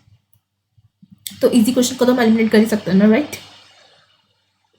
लास्ट में बोलता है explain and interpret control ratios. इस वाले पार्ट को अच्छे से हाईलाइट कर लो, क्योंकि स्टैंडर्ड कॉस्टिंग में हमने इसका कंट्रोल रेशियोज का क्वेश्चन नहीं देखा। हमने इसको कॉन्सेप्ट्स में पढ़ा था, हमने फॉर्मुलास पढ़े हैं, हमने कॉन्सेप्ट देखे हैं, बट कंट्रोल रेशियोज पे क्वेश्चंस नहीं थे। तो आप इस वाले पार्ट को मार्क कर लो 6 को, कि आपको इसको देखना ही देखना है। चलिए हम करते हैं 6 पार्ट में। कंट्रोल रेशियोज में अगर आपको याद हो तो 4 टाइप के रेशियोज निकालते हैं, activity ratio, capacity ratio, calendar ratio and efficiency ratio. तो इन चारों में बात करते हैं 1 बाय 1। तो एक्टिविटी रेशियो क्या करती है, मेजर्स करती है लेवल ऑफ एक्टिविटी, कितनी एक्टिविटी हुई है। लाइक हमने बजट की थी इतनी एक्टिविटी होनी चाहिए। अगेन मैं आपको वो एग्जांपल दूं कि आपने सोचा था कि आज मैं 4 चैप्टर पढ़ने वाली हूँ, राइट। अगर आपने 4 चैप्टर पढ़ने थे एंड डे एंड तक आपने 5 चैप्टर पढ़ लिए, तो आपने कितनी एक्टिविटी करी, आपने ज़्यादा ही एक्टिविटी कर दी ना। मतलब जितनी आपने सोची थी आपने उससे भी ज़्यादा एक्टिविटी कर दी, यानी कि आपने 125% एक्टिविटी करी। तो सिमिलरली इनका देखते हैं इन्होंने कैसे निकाला है। Activity ratio measure the level of activity attain over a period by expressing number of standard hour required for actual production as percentage. तो वही इसने बोला कि स्टैंडर्ड आवर्स कितने चाहिए थे और बजटेड कितने हुए, वो हमने ऐसे निकाला है। 1200 यूनिट बनाई थी, 1 यूनिट की 101 की, और 750 यूनिट बनाई थी इन्होंने 102 की। पहली यूनिट जो 101 प्रोडक्ट था उसको बनाने में 6 घंटे लग रहे थे, और ये जो 102 प्रोडक्ट था उसको बनाने में 12 घंटे लग रहे थे। इनको मल्टीप्लाई किया तो यानी कि इतना टाइम लगना चाहिए था। और बजट हमने कितना किया था, हमने बजट किया था कि हमें पूरे साल में 186,000 आवर्स है। तो ये मंथली प्रोडक्शन के अकॉर्डिंग है, तो हम इसको डिवाइड कर लेंगे 12 से, दैट कम्स टू 15,500। देख रहे हो 15,500 को बजट किया था, और एक्चुअल में जो स्टैंडर्ड फॉर एक्चुअल रेट है 16,200, यानी कि 104% की एक्टिविटी हुई है। That's good enough. Capacity ratio बताती है कि आपके अंदर कितना काम करने की कैपेसिटी थी और आपने कितना काम किया। हमारे अंदर कितना काम करने की कैपेसिटी थी वो हमने यहाँ पे निकाल लिया। 186,000 हम पूरे साल में काम कर सकते थे, ये हमने बजट करके निकाला था। बट एक बात बताओ, एक्चुअल कितना किया आपने, 75 मंथ्स लगाए थे अपने काम करवाने के लिए, राइट। और वो 25 दिन काम करके गए 8 घंटे, तो उनसे हम कितना काम निकलवा सकते थे, उनसे हम 15,000 घंटे का काम निकलवा रहे हैं। सॉरी, हम उनसे निकलवा सकते थे 15,500 as per hour budget, but हम निकलवा कितना रहे 15,000 घंटे। दैट इज हम उनसे पूरा काम यूटिलाइज नहीं कर रहे, 96%। उसके बाद आता है कैलेंडर रेशियो। कैलेंडर रेशियो ना दिन गिनता है। हमने ऊपर बोला था कि 26 दिन आप काम कर सकते हैं, बट हमने आरा एक दिन डाउन टाइम हुआ था, तो फिर हमने 25 दिन काम किया था ब्रेकडाउन की वजह से। तो 25/26, तो यानी कि हमने 96.15% डेज ही काम किया है। एफिशिएंसी रेशियो, या चलो ठीक है, माना कि तुम इतने दिन आए, ये क्या हो गया, बट एफिशिएंट हो या नहीं हो ये बताओ, सीधी सी बात है। बाकी सब तो देखा जाएगा सेकेंडरी मैटर में।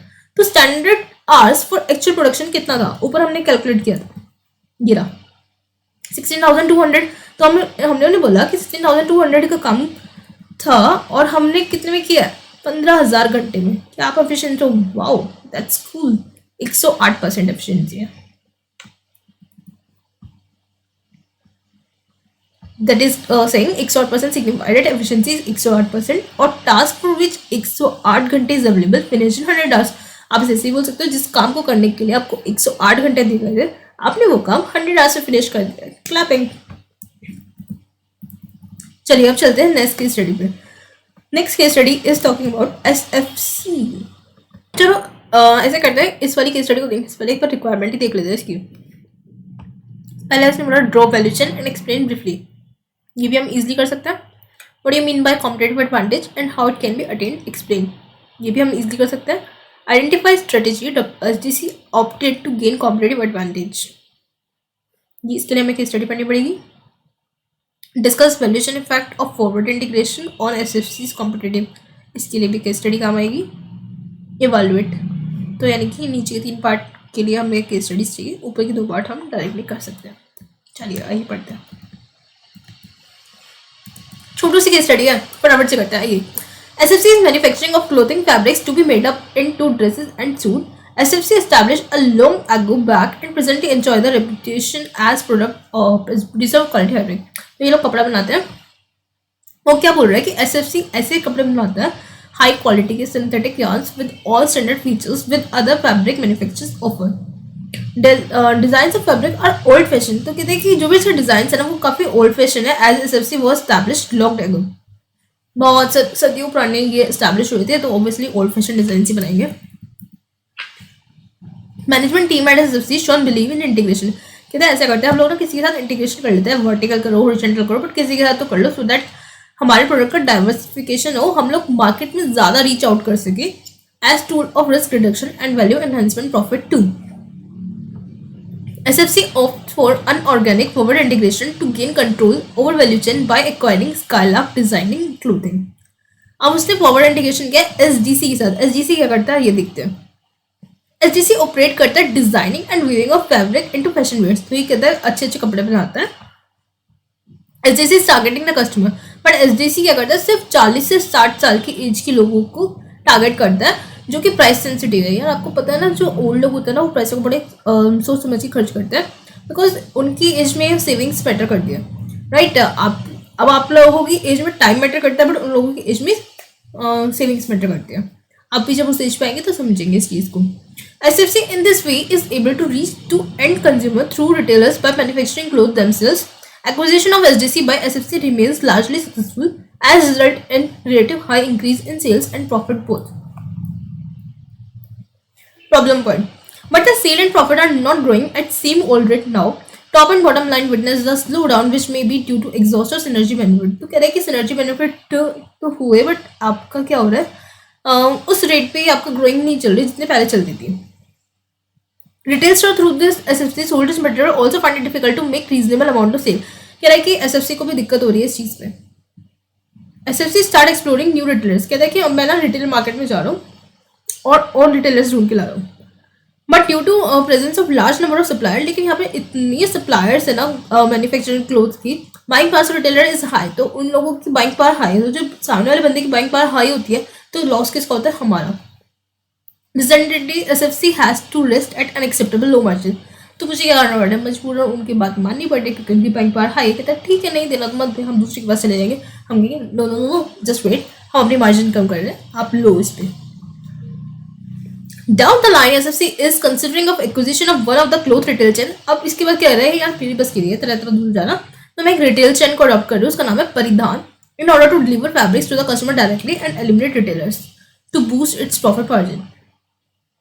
ई कॉमर्स टाइप हो गया कि हम लोग ऐसे डिलीवरेशन कर रहे हैं कि कस्टमर तक डायरेक्ट चली जाए। अब आपको बता रहे हैं draw valuation and explain briefly. तो ये जो वैल्यू चेन है ना, स्टडी मेट से कॉपी पेस्ट माइकल पॉटर जी ने सजेस्ट करी है।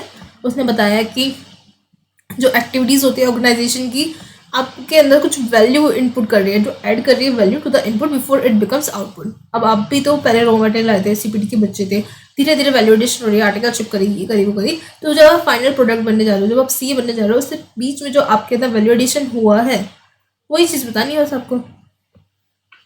Value chain can be express as way of assessing and explaining correct competitive advantage while identifying cost drivers.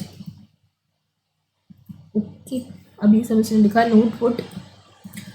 ये है तो हमारा बचपन का प्राइमरी वैल्यू एक्टिविटीज़ कौन सी होती है, inbound operation, outbound marketing, services, and secondary होती है ये चारों, form infrastructure, HR management, technological development, procurement.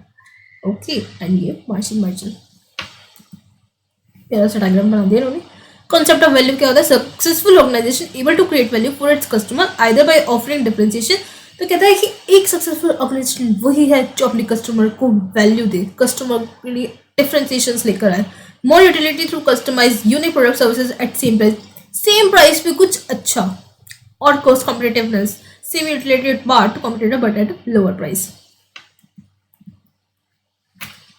Second part में हमसे क्या मांगा था, सेकंड पार्ट में हमसे मांगा था what you mean by competitive advantage and how it can be attend. तो कॉम्पिटिटिव एडवांटेज होता क्या है और हम इसे कैसे पा सकते हैं।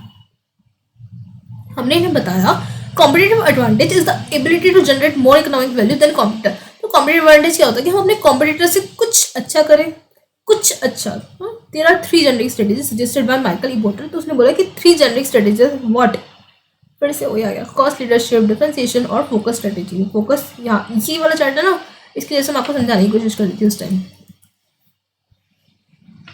तो फिर से इनको आपने एक्सप्लेन करना है, दोबारा हम इस पर टाइम नहीं लगाएंगे।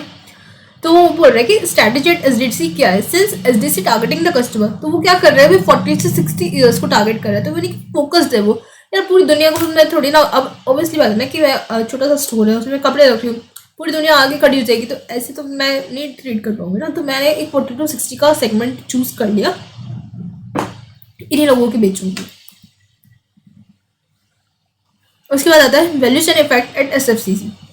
Acquisition of SDC by SFC can be termed as forward vertical integration. तो इसको हम फॉरवर्ड वर्टिकल इंटीग्रेशन कह सकते हैं। Any forward vertical integration can be justified because it ensures increase in profit, effective control over market as well as on pricing. तो आपको जो profit बढ़ रहा है ना, उससे आपको मार्केट में ओवरऑल कंट्रोल आ रहा है, प्राइस पे भी, and finally brand building by reaching to target group. तो अपने जो टारगेट ग्रुप पे आप पहुंच रहे हो, उससे आपकी ब्रांड बिल्डिंग हो रही है कि हाँ ये बंदा, मतलब अगर ऑब्वियसली कोई ओल्ड पर्सन होगा ना, वो सोचेगा कि हाँ मैं यहीं जाऊंगा, यहाँ पे तो मेरे कपड़े मिल ही जाएंगे।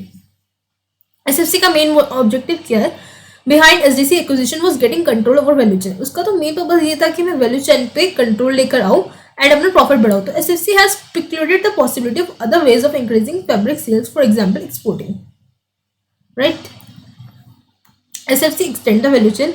उसने क्या किया, अपनी वैल्यू चेन को बढ़ाया। Earlier was restricted up till sale of fabric. पहले तो वो सिर्फ कपड़ा बेचता था, मैन्युफैक्चर करता था बेसिकली टू गारमेंट मैन्युफैक्चरर्स को, जो उसने मैन्युफैक्चर किया फैब्रिक और उसको वो बेचता था आगे वाले लोगों को। बट अब क्या कर रहा है, मैं रिटेलर मार्केट में भी जा रही हूँ, मैं रिटेलर्स को एक्वायर कर रही हूँ, रिटेल चेन्स लेकर आ रही हूँ to sell the in manufactured garment. Scope of value addition to end user increased, but value system becomes more complex. But इससे क्या हो रहा है, value system complex तो जा रहा है। Reason behind two system now merge into one value chain. एक focus strategy और दूसरी ये आपकी रिटेल मार्केट तक जाने वाली। अभी बोल रहा है SDC which is acquired by SFC is believing in focus strategy. वो तो focus strategy बिलीव कर रहा था, अपनी मार्केट को रिस्ट्रिक्ट कर रहा है 40 to 60 पे, and it is sensible strategy for a company engage in designing of cloth. अब ये चीज़ मैंने आपको बताया था कि क्लॉथ वालों के लिए तो ये वाली बहुत काम करती है strategy, but surely not for a manufacture of fabric. But अब फैब्रिक तो कपड़ा है, हर कपड़ा तो कपड़ा होता है, उसके लिए तो ये चीज़ काम नहीं करेगी ना फोकस स्ट्रेटेजी। अब 40 साल वाला भी कपड़ा तो कपड़ा ही है ना। तो अब आपको समझ में आ रहा है मैं क्या कहना चाह रही हूँ। Effect of forward integration on competitive ability and cost competency. अब उसका क्या क्या इफेक्ट आया है, ये 4 इफेक्ट पढ़ते हैं इनको।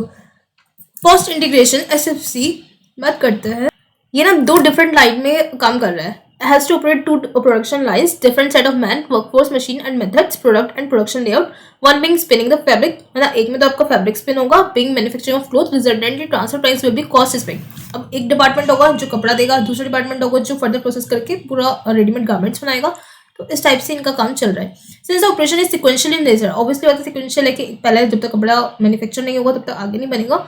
So first weaving, then stitching, hence any mismatch in capacity lead run time of both the production lines may result into increased cost of either warehousing or idle capacity. Obviously बात है कि ये चीज़ आपको case study में नहीं मिली थी, पर यहाँ पे आपको जब भी आप कोई क्वेश्चन कर रहे हो ना, केस स्टडी इसी चीज़ से बनाइए कि आपको जो एनालिटिकल माइंड है ना ये चले। तो जब भी आप कोई क्वेश्चन पढ़ रहे हो तो एज्यूम करो that you are in that industry, you वहाँ उस फैक्ट्री में खड़े हो, वहाँ पे आपके खड़े ये मशीन बन रही है, ऐसे इमेजिन करो ना, तो आपको क्वेश्चन लिखने में काफ़ी ईजी हुआ। Carrying cost will also increase. अब कैरिंग कॉस्ट बढ़ जाएगी on account of manufacturing of cloth ahead of retail demand. Again additional working capital may be required, क्योंकि अब आपका जब कपड़ा बन रहा है तब तो वो आपके वेयर हाउस में रहेगा ना। पहले तो होता था कपड़ा बनाया बेच दिया बात खत्म। अभी जो कपड़ा बन रही है आपके वेयर हाउस में रहेगा, क्योंकि जब तक आप रेडीमेड गारमेंट नहीं बना देते। तो for as it may become difficult to compete with other fabric manufacture. तो इसके लिए जो आप फैब्रिक मैन्युफैक्चर है ना उससे कम्पीट करना डिफिकल्ट हो रहा है, क्योंकि आपकी कैरिंग कॉस्ट बढ़ चुकी है due to diversion of management focus and to production है, क्योंकि अब आपका फोकस 2 जगह डाइवर्ट हो चुका है, 2 डिफरेंट लाइंस में, जिसकी वजह से आप कॉस्ट कॉम्पिटिटिवनेस खो सकते हैं। And SSC is now directly impacted by customer. अब इससे आपका कस्टमर भी इम्पैक्ट हो रहा है, who has variety of option apart from SPC cloth. अब कस्टमर के पास तो बहुत सारे ऑप्शन थे ना, हमने स्टार्टिंग में क्वेश्चन में देखा था कि उसके पास तो बहुत सारे मार्केट है, उनकी बाइंग पावर बार्गेनिंग पावर ज्यादा थी। Since design of fabric are fit to traditional wear, but expertise of SDC is in fashion wear, so designer at SDC may resent the lack of freedom, integration of objectivity and culture is essential to overcome. कुछ भी लिख दो, but अगर यही चीज लिख पाए तो ज्यादा अच्छा है। 5th पार्ट उसके बाद हमसे मांगा था इवेल्युएट करो possible acquisition of cloth retail chain परिधान बाय एसएफसी। ओके, तो इसमें हम इसको बताएंगे।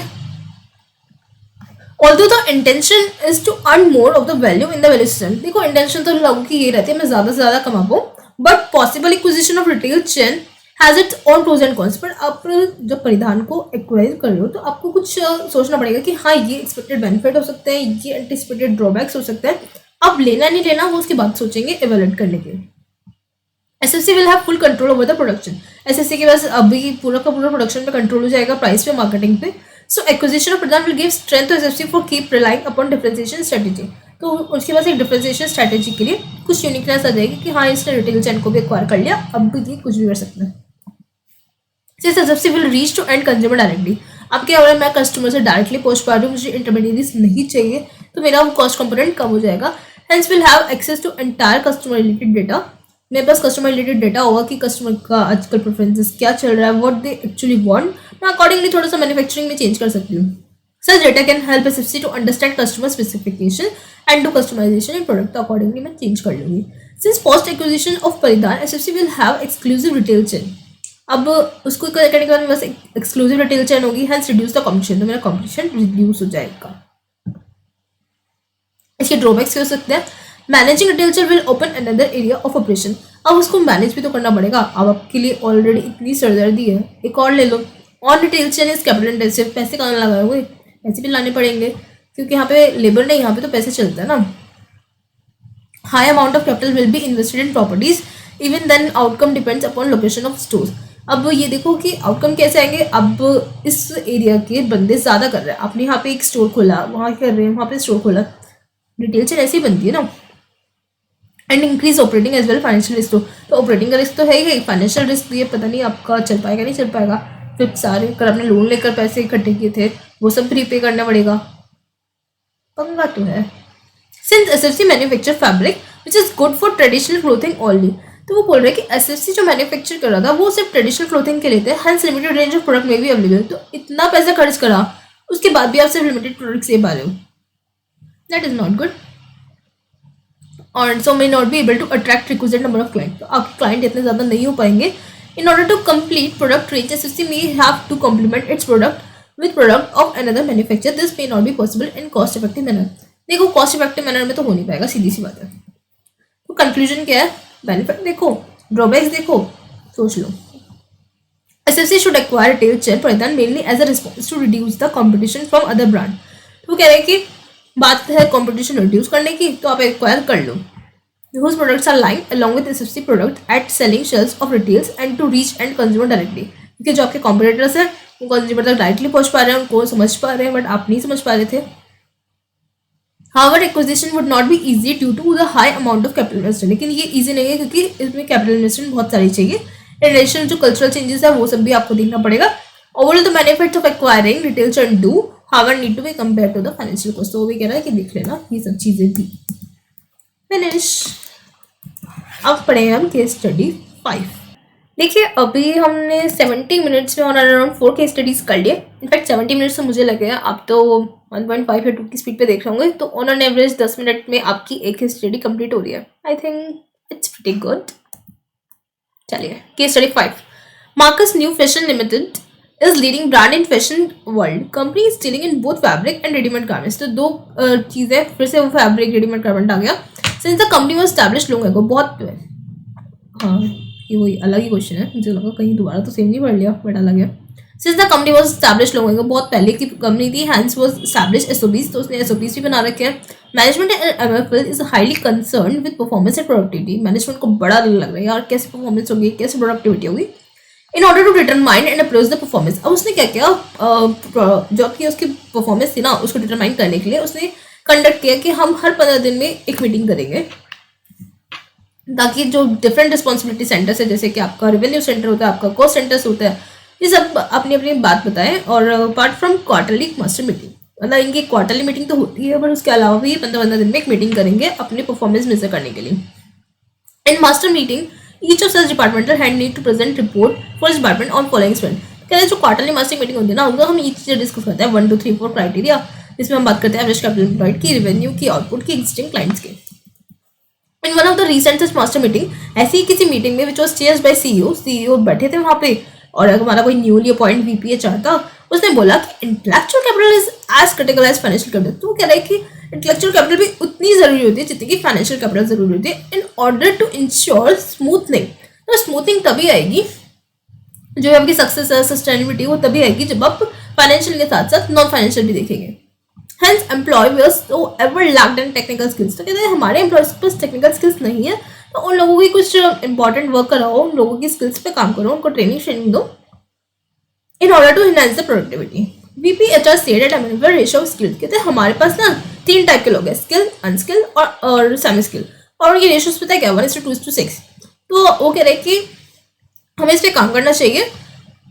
तो new wage policy should support performance related pay. He said, कहता है मुझे ज्यादा कुछ नहीं पता, I don't know much about enterprise performance but I strongly believe that performance indicator must include performance of employees.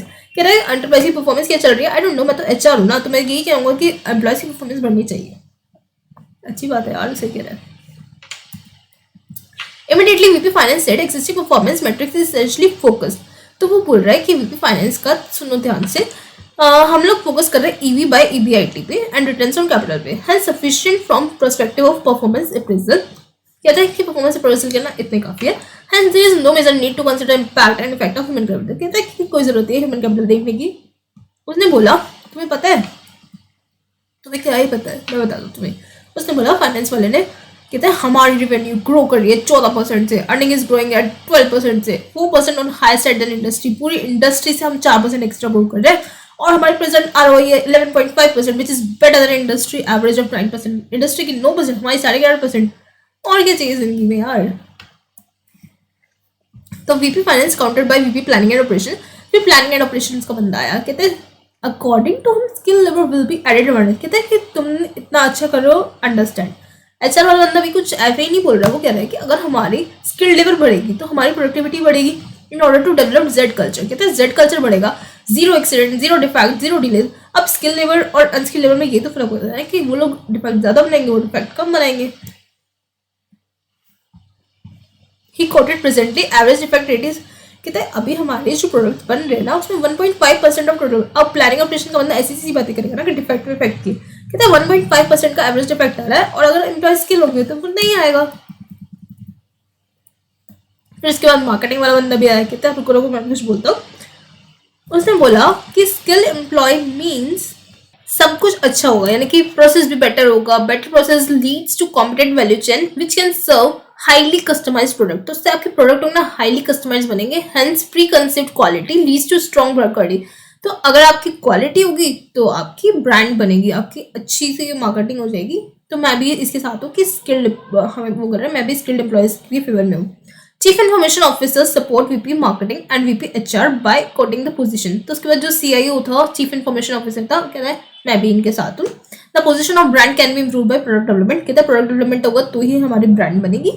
Newly developed product will meet at set latest style statement in market, eventually help MNFL to acquire new customers within existing market without incurring much on advertisement और sales and promotion।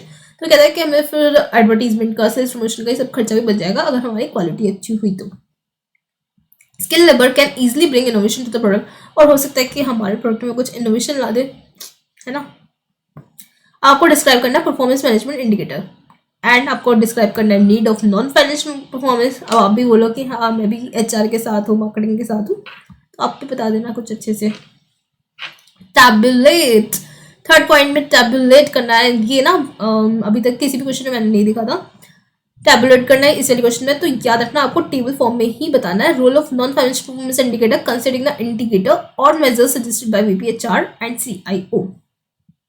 Briefly explain different models of non financial performance indicators that MNFL can apply. तो आपको different models भी बताना है कि और क्या हम इसमें अप्लाई कर सकते हैं इनको अच्छा करने के लिए। ओके चलिए अब देखते हैं आंसर्स वन बाय वन। तो सबसे पहले आपको इंडिकेटर्स डिस्क्राइब करने थे, तो इंडिकेटर्स में हम वही बोलेंगे फाइनेंशियल होते हैं, नॉन फाइनेंशियल होते हैं। फाइनेंशियल में आपका आरओआई, ईपीएस, EBITDA होता है, और नॉन फाइनेंशियल्स में आपके बैलेंस स्कोर कार्ड और ये सब होते हैं, राइट। परफॉर्मेंस इंडिकेटर्स के ऑब्जेक्टिव्स भी इसने बता दिए, although it's not required, but चलो कोई बात नहीं। ऑब्जेक्टिव्स है इवैल्यूएट करना अचीवमेंट ऑफ ऑर्गेनाइजेशन का और कॉम्पेटेंट मैनेजर को। फिर इसने बोला नॉन फाइनेंशियल परफॉर्मेंस इंडिकेटर की नीड क्या है, तो नीड हम बता दें, जो इतनी देर से वो जो बोल रहा था ना वो पागल नहीं था, सिर्फ फाइनेंशियल परफॉर्मेंस इंडिकेटर और प्रॉफिट ओरिएंटेड होने, जिससे आपको सिर्फ प्रॉफिट पता चलेगा, but strategy needs to be sustainable. आप लॉन्ग टर्म में क्या सर्वाइव कर पाएंगे? नहीं। Hence in order to overcome inadequacy and unjustifiable nature of financial performance, तो कहते हैं जो भी फाइनेंशियल परफॉर्मेंस में कमियां थी, जो भी अनजस्टिफाइबल नेचर था, उन सबको ओवरकम करता है non financial performance, that is called to be used. Hence opinion frame by VP finance is not able, कहते हैं जो वीपी फाइनेंस है ना, उसको फाइनेंस के बारे में कुछ नहीं सोच, उसके अलावा कुछ नहीं सोचेगा वो। बट जो नॉन फाइनेंशियल परफॉर्मेंस इंडिकेटर है ना, that are sustainable action based indicators. For example employ की ट्रेनिंग, उनकी हेल्थ सेफ्टी, इससे क्या होगा, आपको प्रॉफिट बढ़ेगा और वो बंदे एम्पावर फील करेंगे और छोड़ के भी नहीं जाएंगे।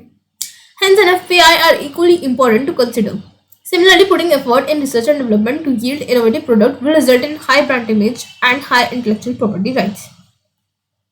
अब आपका रोल बताना था NFPI का।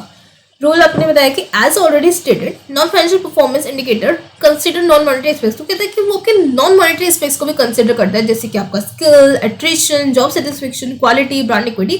तो इन सब फैक्टर्स को कंसिडर किया जाता है। तो रूल्स ऑफ एनएफपीआई के ना, इसने बहुत प्यारी सी टेबल बनाई है, आप इस वाले पॉइंट को भी प्लीज मार्क कर लीजिए कि आप इसको देखकर जाएंगे। Okay, monitor and control staff in terms of कैसे कैसे आप कंट्रोल कर सकते हैं। एचआर का मैनेजमेंट कैसे होगा कि स्टाफ टर्नओवर कम हो जाए, absent rate, result of job satisfaction survey, बस इसी से आपका मैनेजमेंट हो जाता है। Quality of product, quality product and services that can be drivers product and fulfil need of customers. Brand awareness and company profile, company को profile की awareness फैलाओ, जगह जगह सबको बताओ हमारी कंपनी ऐसी है, हमारी कंपनी ऐसी है। Value brand equity with high loyalty, perceived quality, R&D image, brand awareness, बस और क्या चाहिए। चले अब थर्ड पार्ट में टैबलेट करने के लिए होता है, हमने पहले से टेबल बना के दिखा दी। फोर्थ पार्ट में उसने बताया कि आपको डिफरेंट मॉडल्स एक्सप्लेन करने हैं बैलेंस को करके। अगर आप स्टडी मेट का फर्स्ट पेज देखा ना, तो उसमें एक अच्छा सा चार्ट बना हुआ है जिसमें बैलेंस स्कोर करके अलावा कुछ और भी लिखा हुआ है, बस वो सब आपको बता दो यहाँ पे। इसने क्या बताया, top bosses at MFL wish to consider non financial indicator apart from financial indicators, hence following models of non financial can be. तो आप बैलेंस स्कोर कार्ड लगा सकते हैं, उसको लिटिल एक्सप्लेन कर दो। यहाँ पे आप अपनी मर्जी से थ्योरी भी लिख सकते हो, जरूर नहीं कि इसकी कॉपी पेस्ट करना, इनफैक्ट मैं तो बोलूँगी देखना भी मत। तो इसने बताया कि फाइनेंशियल पर्सपेक्टिव से ये होगा, innovation learning and growth perspective से ये सब होगा, एम्प्लॉय की training, people men resources organisation के उनका ख्याल रखना हमारी जिम्मेदारी होती है। It constitute essential foundation for success, तो सक्सेस के लिए ये फाउंडेशन है। Learning is something more than training, कहते हैं कि सीखेंगे तभी तो आगे अच्छा करेंगे ना, तो learning is more than training. Internal business process perspective, तो इंटर देखो बैलेंस स्कोर कार्ड ही चल रहा है अभी तक हमारा, उसके 4 पार्ट्स होते हैं ना, FSLI यानी कि फाइनेंशियल, इनोवेशन, लर्निंग। ओके, तो बस पूरे इन्होंने पहले पढ़ा। अगेन आई एम सेइंग कि थ्योरी आप बुक से ही पढ़ लेना। ओके, इंटरनल वाला बता दिया उसने। इंटरनल वाले में इसने क्या बताया, इंटरनल में इसने बताया कि perspective refer to internal business process, perspective allow the manager to know how well their business running, उनका बिजनेस कितना अच्छा चल रहा है। Perspective need to be careful design, perspective अच्छे से डिजाइन करना चाहिए ताकि आप जान सको कि प्रोसेस कैसे कैसे हैं। कस्टमर में आपने बताया कि recent management philosophy has shown on increasing realisation of the importance of customer focus. Customer satisfaction important है, कस्टमर कैटेगराइज होने चाहिए। फाइनेंशियल में फिर आपने बताया कि डिसरिगार्ड नहीं करनी है, ट्रेडिशनल नीड्स को इंश्योर करना है कि सारा डाटा अच्छे से जो फाइनेंशियल डाटा वो एक्यूरेट हो। रिस्क असेसमेंट कर लो, एक्सपेक्टेड बेनिफिट क्या हो सकता है वो उसने बताया। एजेंडा फुलफिल हो जाएगा, फीडबैक मिलेंगे, लर्निंग सिस्टम अप्रोच। नेक्स्ट है performance pyramid, lynch and cross ने दिया परफॉर्मेंस पिरामिड, ये भी प्योर थ्योरी है। इन सबको आप बार बार मत पढ़ना, इनको आप अपनी लैंग्वेज में लिख देना, जैसा स्टडीमेट से पढ़ोगे वैसे चिपका देना, कोई दिक्कत वाली बात नहीं है। ओके, ये हो गया आपका थर्ड परफॉर्मेंस पिरामिड। ठीक है, अब आता है बिल्डिंग ब्लॉक मॉडल, ये तो हमने वो पढ़ लिया है। SDR standard dimension reward, standard dimension reward SDR। Okay, आप चाहो तो इसके अंदर छोटी छोटी टेबल जो वो पूरा चार्ट था ना, उसके अंदर EOA डिटरमिनेंट्स के अंदर 2 रिजल्ट्स एंड वो अच्छे से दिखा सकते हो। फिर इसने दिखाया परफॉर्मेंस प्रेजेंट। परफॉर्मेंस प्रेजेंट 5 चीज़ों से मिलकर बनता है, stakeholder satisfaction, strategies, process, capability, stakeholder contribution. ये पूरा चैप्टर रटने वाला है, इसको ना आप अच्छे से रट लेना, बाकी इसको हम लोग समझेंगे परफॉर्मेंस वाले चैप्टर में जब हम उसको डिटेल में पढ़ेंगे। बड़ी प्योर थ्योरी तक आप इसे काट सकते हैं। ये वाला क्वेश्चन में कुछ भी काम का नहीं था, बस एक था ये वाला चार्ट। इस चार्ट को देखना हो तो देख लेना, बस इसके थर्ड पॉइंट को मार्क करो, बाकी ना ऐसे ऐसे पूरा अच्छे से काट दो ताकि दोबारा कभी देखना ना पड़े। माइंड में स्ट्रक्चर क्लियर है ना कि क्वेश्चन ने ये पूछा तो मुझे क्या लिखना है, फिर आपको कुछ नहीं चाहिए, आपको कंटेंट पता है, बस चिपका दो। केस स्टडी 6, आज की क्लास की last case study. Dream homes, a US based MNC, started its Indian operation with opening of few stores in its nascent phase. In recent time, it started running nationwide stores in India, selling range of home-based products, right from home improvement tools, decors, electronic appliances to small kitchen utilities like steel pans, ये वो सब कुछ। देखो question पढ़ते पढ़ते भी आप ऐसे कर सकते हो, कुछ लाइंस जो इम्पोर्टेंट नहीं है उसको कट, तो फिर आपको नेक्स्ट टाइम जब आप ये वाला क्वेश्चन पढ़ने आएंगे तो आपको थोड़ा इजी लगेगा, मतलब कि टाइम कम लगेगा नेक्स्ट टाइम पढ़ने में। तो जो भी आपको फालतू लगे ना कर देना। लाइक होम बेस्ड प्रोडक्ट है तो इतने सारे प्रोडक्ट्स, ठीक है fine. It had gain wide popularity particular among the ladies group of India since its expansion of the product line. Previously it was selling just the intermediate purchase home based product like furniture and appliances. It was extendedly वो कह रहे हैं कि पहले तो ना ये सिर्फ होम बेस्ड किचन यूटिलिटीज बेचता था, अभी डेली यूटिलिटीज के सारे सामान बेचने लगा। Some women refer dreams as one stop, कहते हैं वुमेन्स हमारे बारे में ये बोलती है कि हमारी सारी की सारी जो भी हमें चाहिए होती है वन स्टॉप सर्च है ये फॉर ऑल द नेसेसिटी, जो भी हमें चाहिए होता है हमें यहीं आके सब मिल जाता है। Dream home manufacture some of the products rather than making an outright purchase. वो कहता है कि हम लोग प्रोडक्ट मैन्युफैक्चर करते हैं, खाली परचेज नहीं करते बाहर से, and sell their of all its product to make various kinds of furniture and kitchen based small utilities. It derived its raw material directly from the local market. कहता है कि कुछ छोटी छोटी चीज़ें बनाने के लिए हम लोग रॉ मटेरियल डायरेक्ट बाहर से लेकर आते हैं और उसको रिसाइकिल करते हैं, लाइक प्लास्टिक स्क्रैप आइटम। तो जैसे कि छोटी छोटी प्लास्टिक के टेबल्स होते हैं ना, वो ये बनाते हैं।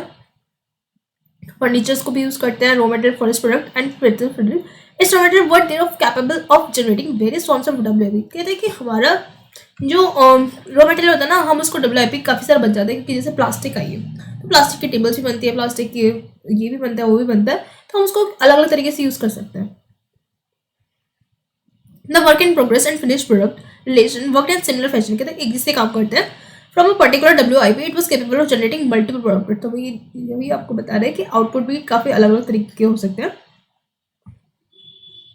Therefore, the firm kept its material cost low and primarily relied on the recycling process।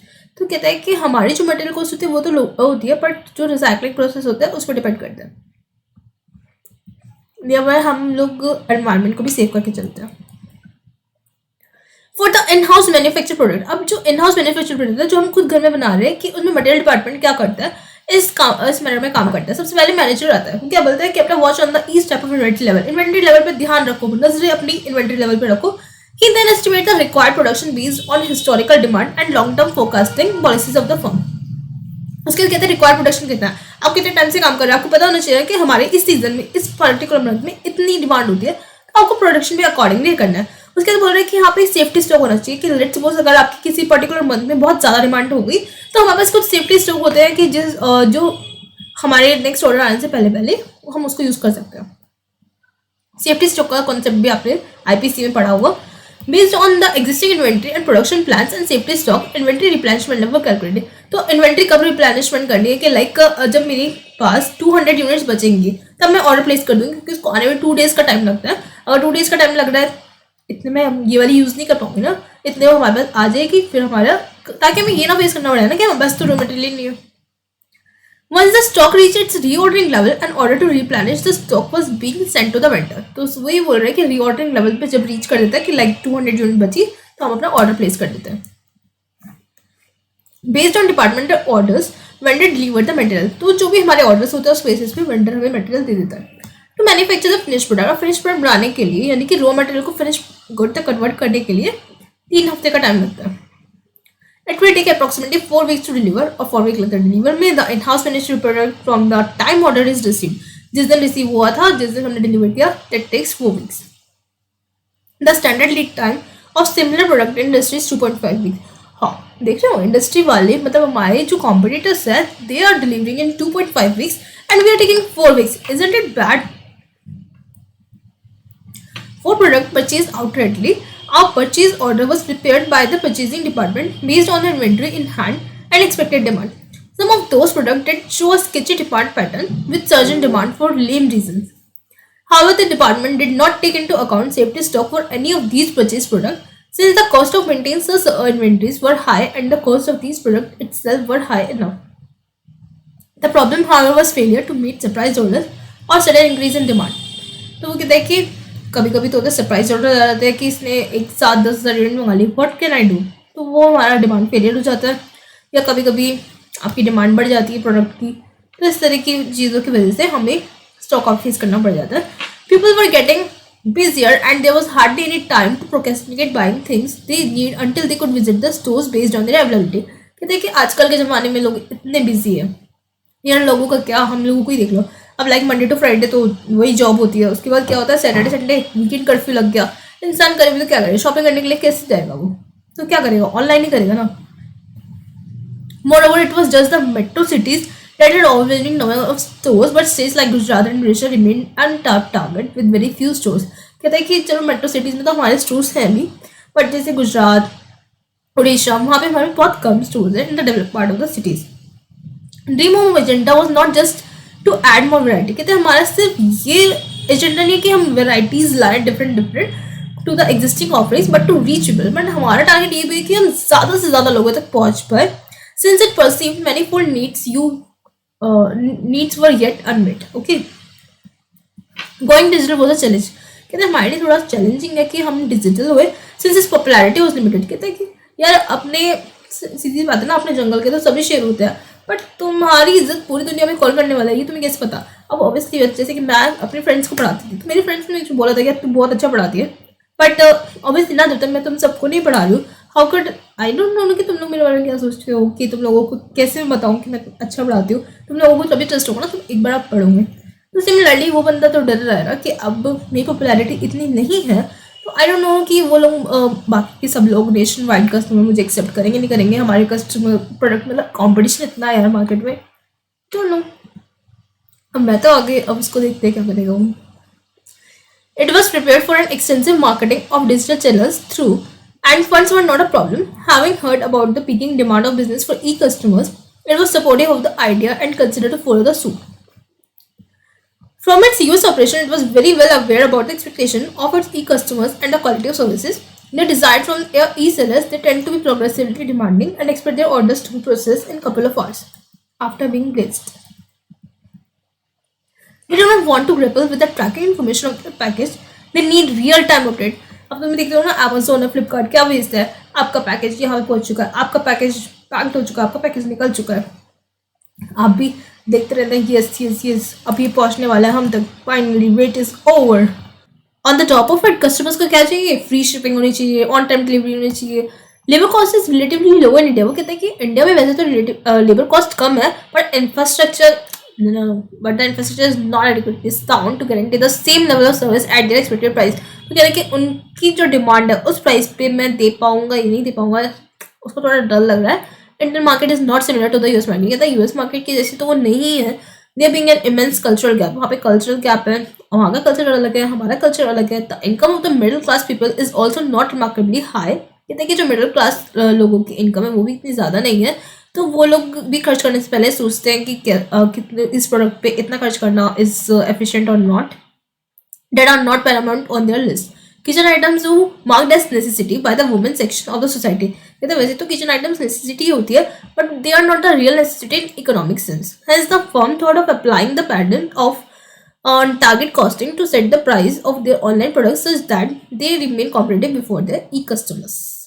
Right. तो उसने बोला कि hence the firm thought of apply. तो बोल रहा है कि फर्म तो बस यही सोच रहे हैं ना कि अपना ऐसा प्राइस सेट करे ऑनलाइन प्रोडक्ट्स के लिए, सो दैट वो कॉम्पिटेटिव रहे, जैसे उनको कॉम्पिटेट कर रहे हैं वैसे वो करे. The firm also need a flawless supply chain management system in India environment, but the back office team of the firm had little knowledge. तो बोल रहा है कि फर्म्स को तो चाहिए एक बढ़िया सा supply chain management system, but back office को इसके बारे में कुछ खास पता नहीं है, तो क्या ही बोलेगा कि आप उनकी हेल्प कर दो. Now they need you to help them shape up the SEM. तो क्या एसईएम कैसे बनाना है उनको ये बता दो. सबसे पहले उसने बताया discuss the suitability of target costing concept of dream home. अब ये क्या कर रहा है, कॉम्पिटिटर से प्राइस लिया, अपना प्रॉफिट सेट किया और बची हुई टारगेट कॉस्ट. अब उसको टारगेट कॉस्ट मिल गई, अपनी कॉस्ट को कम करके इस पे लेकर आएगा. सिंपल सा, इसमें हमें कुछ नहीं करना, ऊपर वाली की स्टडी से ज़्यादा कुछ रिलेशन नहीं करना। सिंपली इसने यहाँ से यहाँ तक टारगेट कॉस्टिंग क्या होता है ये बताया है। टारगेट कॉस्टिंग इसने ये बताया कि अपना वो मार्केट से प्राइस आया सिमिलर प्रोडक्ट का जो भी है, उसके उसने प्रॉफिट सेट करो और उसके बचा हुआ टारगेट कॉस्ट हो जाता है। तो उसने ये एक्सप्लेन किया है यहाँ पे। Technique and tools like valuation analysis, value engineering, six sigma are use. तो वो भी बोल रहा है कि जो भी आपके कोस्ट गोल्स होते हैं उन तक आप पहुँचे कैसे। आपने टारगेट कॉस्ट डिसाइड कर लिया, अब उस टारगेट कॉस्ट पे पहुँचने के लिए आप क्या करोगे, तो उस पर पहुँचने के लिए आप ये वाले टूल्स यूज़ करोगे। वैल्यूएशन एनालिसिस कि पूरी वैल्यूएशन में ऐसा कौन सा पार्ट है जितने भी वेस्टेज है उसे रिमूव कर सके हम, जितना भी अच्छा पार्ट है उसको वैल्यू एडिशन कर सके, सो दैट आपकी कॉस्ट मेट हो जाए। These techniques are used keeping in mind the focus, that is to control cost in order to meet the target without compromising the quality. As such, various costs incurred with respect to product like design cost, manufacturing cost, storage cost, transportation cost are designed to be controlled. Target cost concept is very much relevant in dream home situation since it is considering to digitize its business where competition is intense, specifically with regard to the price of similar product. Since the product offered by Dream Home lack much differentiation, the unique selling point of the firm can be to offer quality product at low price. Further, e-commerce will mostly require the firm to operate as per JIT approach that will reduce inventory maintenance burden and also reduce wastage, thereby controlling cost.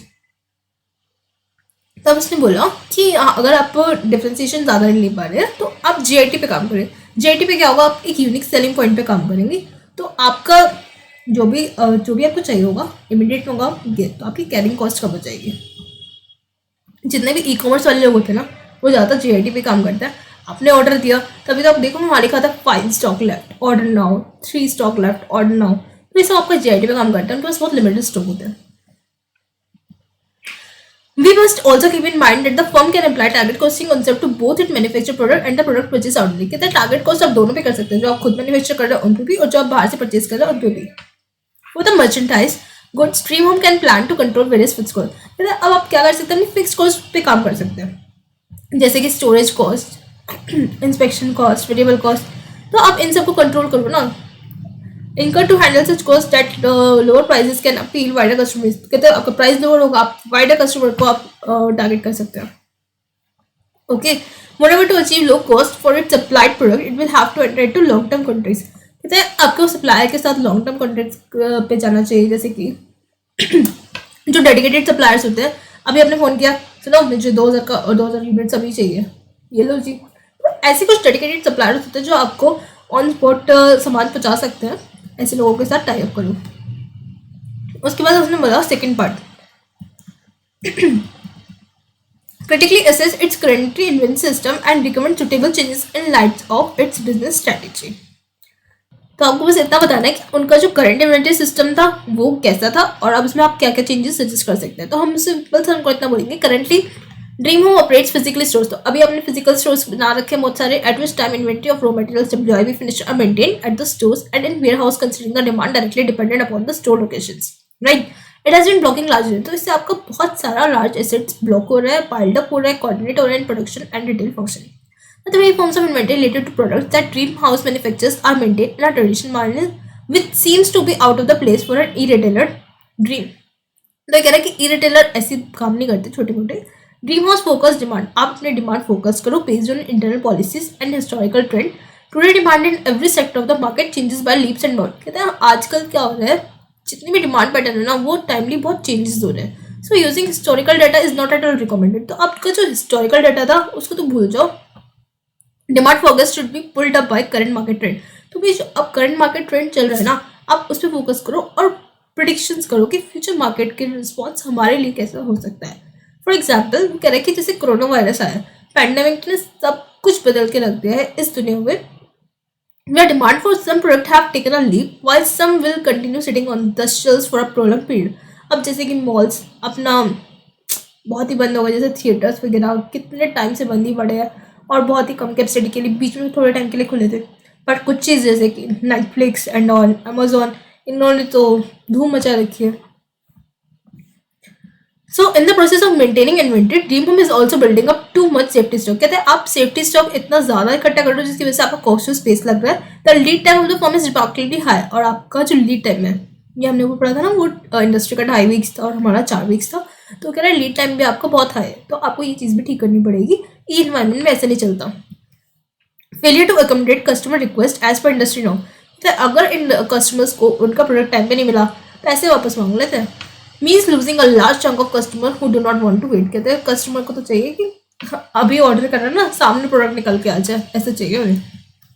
Now when the firm is thinking of going digital, the scenario will be totally different. कहते हैं अब आप जब digital होने जा रहे हो तो सिनेरियो बहुत डिफरेंट होगा, अब आपको उसके लिए तैयार होना पड़ेगा। With the switch over to e-commerce, production and purchase mechanism will also have to undergo a drastic change. JIT purchase and production technique will put an end to the harrowing task of inventory management. In this form of pull system, purchasing of merchandise goods and production of in-house goods will be based on online customer demands, and demand will have to accordingly. तो कह रहा है JIT लगाओ, right time right place पे सब जगह पहुँचा दो। फिर उसने वही बोला कि 4 वीक से 2.5 वीक पे आ जाओ। फिर बोलता है for the product purchase from it supplier, जो भी आप अपने सप्लायर से परचेज करो, इट इज रिकमेंडेड दैट आप एक बार देखो कि वेंडर मैनेज इन्वेंट्री टेक्निक, इस पे आप काम करो।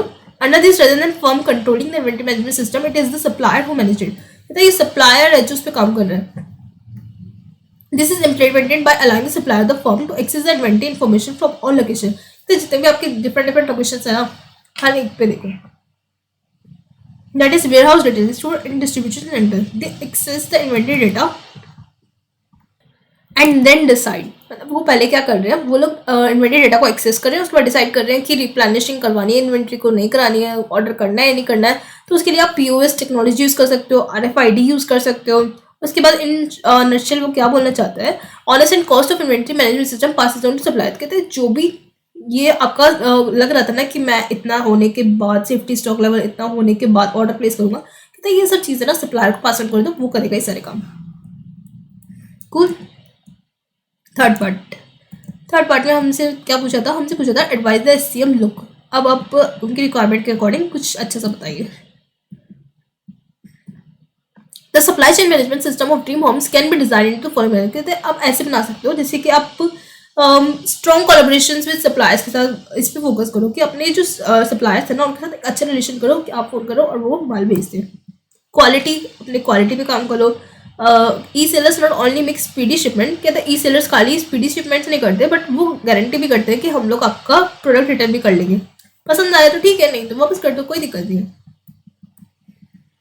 उसके बाद ने भी बोला कि इन दिस टेक्नोलॉजिकल लैंडस्केप, तो कहते हैं डिमांड चेंज होती रहती है क्योंकि टेक्नोलॉजी एनवायरमेंट है आजकल। मोreover by implementing vendor managed inventory as an effective SCM tool, much of the owners of inventory management for its project product will shift to supplier। जैसे ऊपर वाले पैराग्राफ में बताया है हमें कि ये वाला जो हमारा पार्ट है ना, तो फिर इसने बोला जैसे हमने ऊपर वाले क्वेश्चन में किया कि हमने ये सप्लायर पे अपना शिफ्ट कर दिया है सबसे पहले। और उसने बोला कि जैसे शिपिंग के टाइम पे भी आप कोशिश करो कि प्रोडक्ट टच ना हो पाए ज़्यादा, मतलब कम से कम लोगों के हैंड में आए, तो जैसा कि वहाँ से आया कस्टमर के पास पहुँचा, इस टाइप की कुछ चीज़ें कर लो। या फिर आप आउटबाउंड लॉजिस्टिक्स की बात करो, जैसे कि ई रिटेलर्स में आपको आउटबाउंड लॉजिस्टिक्स को सबसे अच्छे से मेंटेन करना पड़ेगा, यहाँ पे आपको कैपिटल इन्वेस्ट करनी है, उसके बारे में बताया है। रोबोटिक टेक्नोलॉजी यूज़ करो, आजकल पता है ये चीज़ भी ट्रेंड में आ रही है। अभी तो हमारे यहाँ पे इतना एक्टिव नहीं है, पर जो ड्रोन्स होते हैं ना, वो ड्रोन्स आकर कस्टमर के घर पर प्रोडक्ट छोड़ के जा रहे हैं। इन द मार्केटिंग सेक्शन में आप कर सकते हैं स्किलफुल डाटा यूज़ करो साइंटिस्ट का to pull overwhelming data based on customer searches. तो कस्टमर क्या सर्च कर रहा है उसकी बेसिस पे, जैसे कि आपने देखा होगा कि ना आप कुछ भी कर रहे हो, मान लो आपने एक बार अमेजोन पे वॉच सर्च करी, तो उसके बाद अब आप गूगल पे कुछ भी पढ़ रहे हो या कर रहे हो, आपको पीछे में वॉच की ऐड आती रहेगी, सो दैट यू आर भूल ना जाओ उसको परचेज करना, और वो आपको बार बार रिमाइंडर देते रहेंगे। फिनिश। हमने 6 केस स्टडी का प्लान किया था आज, और ये वही 6 केस स्टडी कंप्लीट हो चुकी। अगले वीडियो में मिलते हैं बाकी केस स्टडी के साथ, लेकिन उससे पहले मैं एक बात कहना चाहूँगी, जैसे कि हर एक कार को चलने के लिए फ्यूल चाहिए होता है ना, ऐसे ही आप लोगों को भी अपने लिए कोई फ्यूल ढूंढना चाहिए, जैसे कि आपके फैमिली, आपके friends, they can work as fuel. तो आप एक बार सोचो ना कि अगर आपको ये चीज़ करनी है, आपकी कार ऐसे रुक रुक के चलेगी तो काम नहीं चलेगा। अभी भी मेरे पास फ्रेंड्स के फ़ोन आ रहे हैं कि that they are not able to study. यार मे अटेम्प्ट आ गया, अब तो एग्जाम का स्केड्यूल भी आ गया है, so what are you waiting for? आपको करना पड़ेगा। ओके, जितनी भी प्रॉब्लम्स है ना, गिव इट टू मी, सारी प्रॉब्लम्स मेरे को दे दो। अगर आपको ऐसा लग रहा है कि आपको अजीब टेंशन होती है इस टाइम पे, करियर की टेंशन है, जॉब की टेंशन है, whatever tension you have, tell to me. मैं आपको ना नीचे टेलीग्राम चैनल का लिंक दे दूंगी, आप उसमें वॉइस कॉल्स बना के मुझे भेज सकते हैं कि आपको ये प्रॉब्लम हो रही है, so that say based on my experience if I am able to solve that problem I can. But sometimes हमें लगता है कि यार कोई एक बार हमारी प्रॉब्लम सुन ही ले, सो दैट वो हमारे माइंड में रन ना करे and we are able to focus on. I just want you to focus on your exams only and nothing else, so that आपकी जितनी भी प्रॉब्लम्स है अगर मैं उसको सॉल्व कर पाई so well and good, otherwise हम लोग मिलकर बाद में सॉर्ट आउट कर लेंगे। बट अभी के लिए आप सिर्फ एग्जाम से फोकस करो और अपनी जो भी प्रॉब्लम्स है मुझे वॉइस नोट पे भेज दो। ओके, तो जो भी प्रॉब्लम्स है सारी मेरी एंड आपके लिए सिर्फ आपकी पढ़ाई। All the best guys, bye bye, मिलते हैं नेक्स्ट वीडियो में।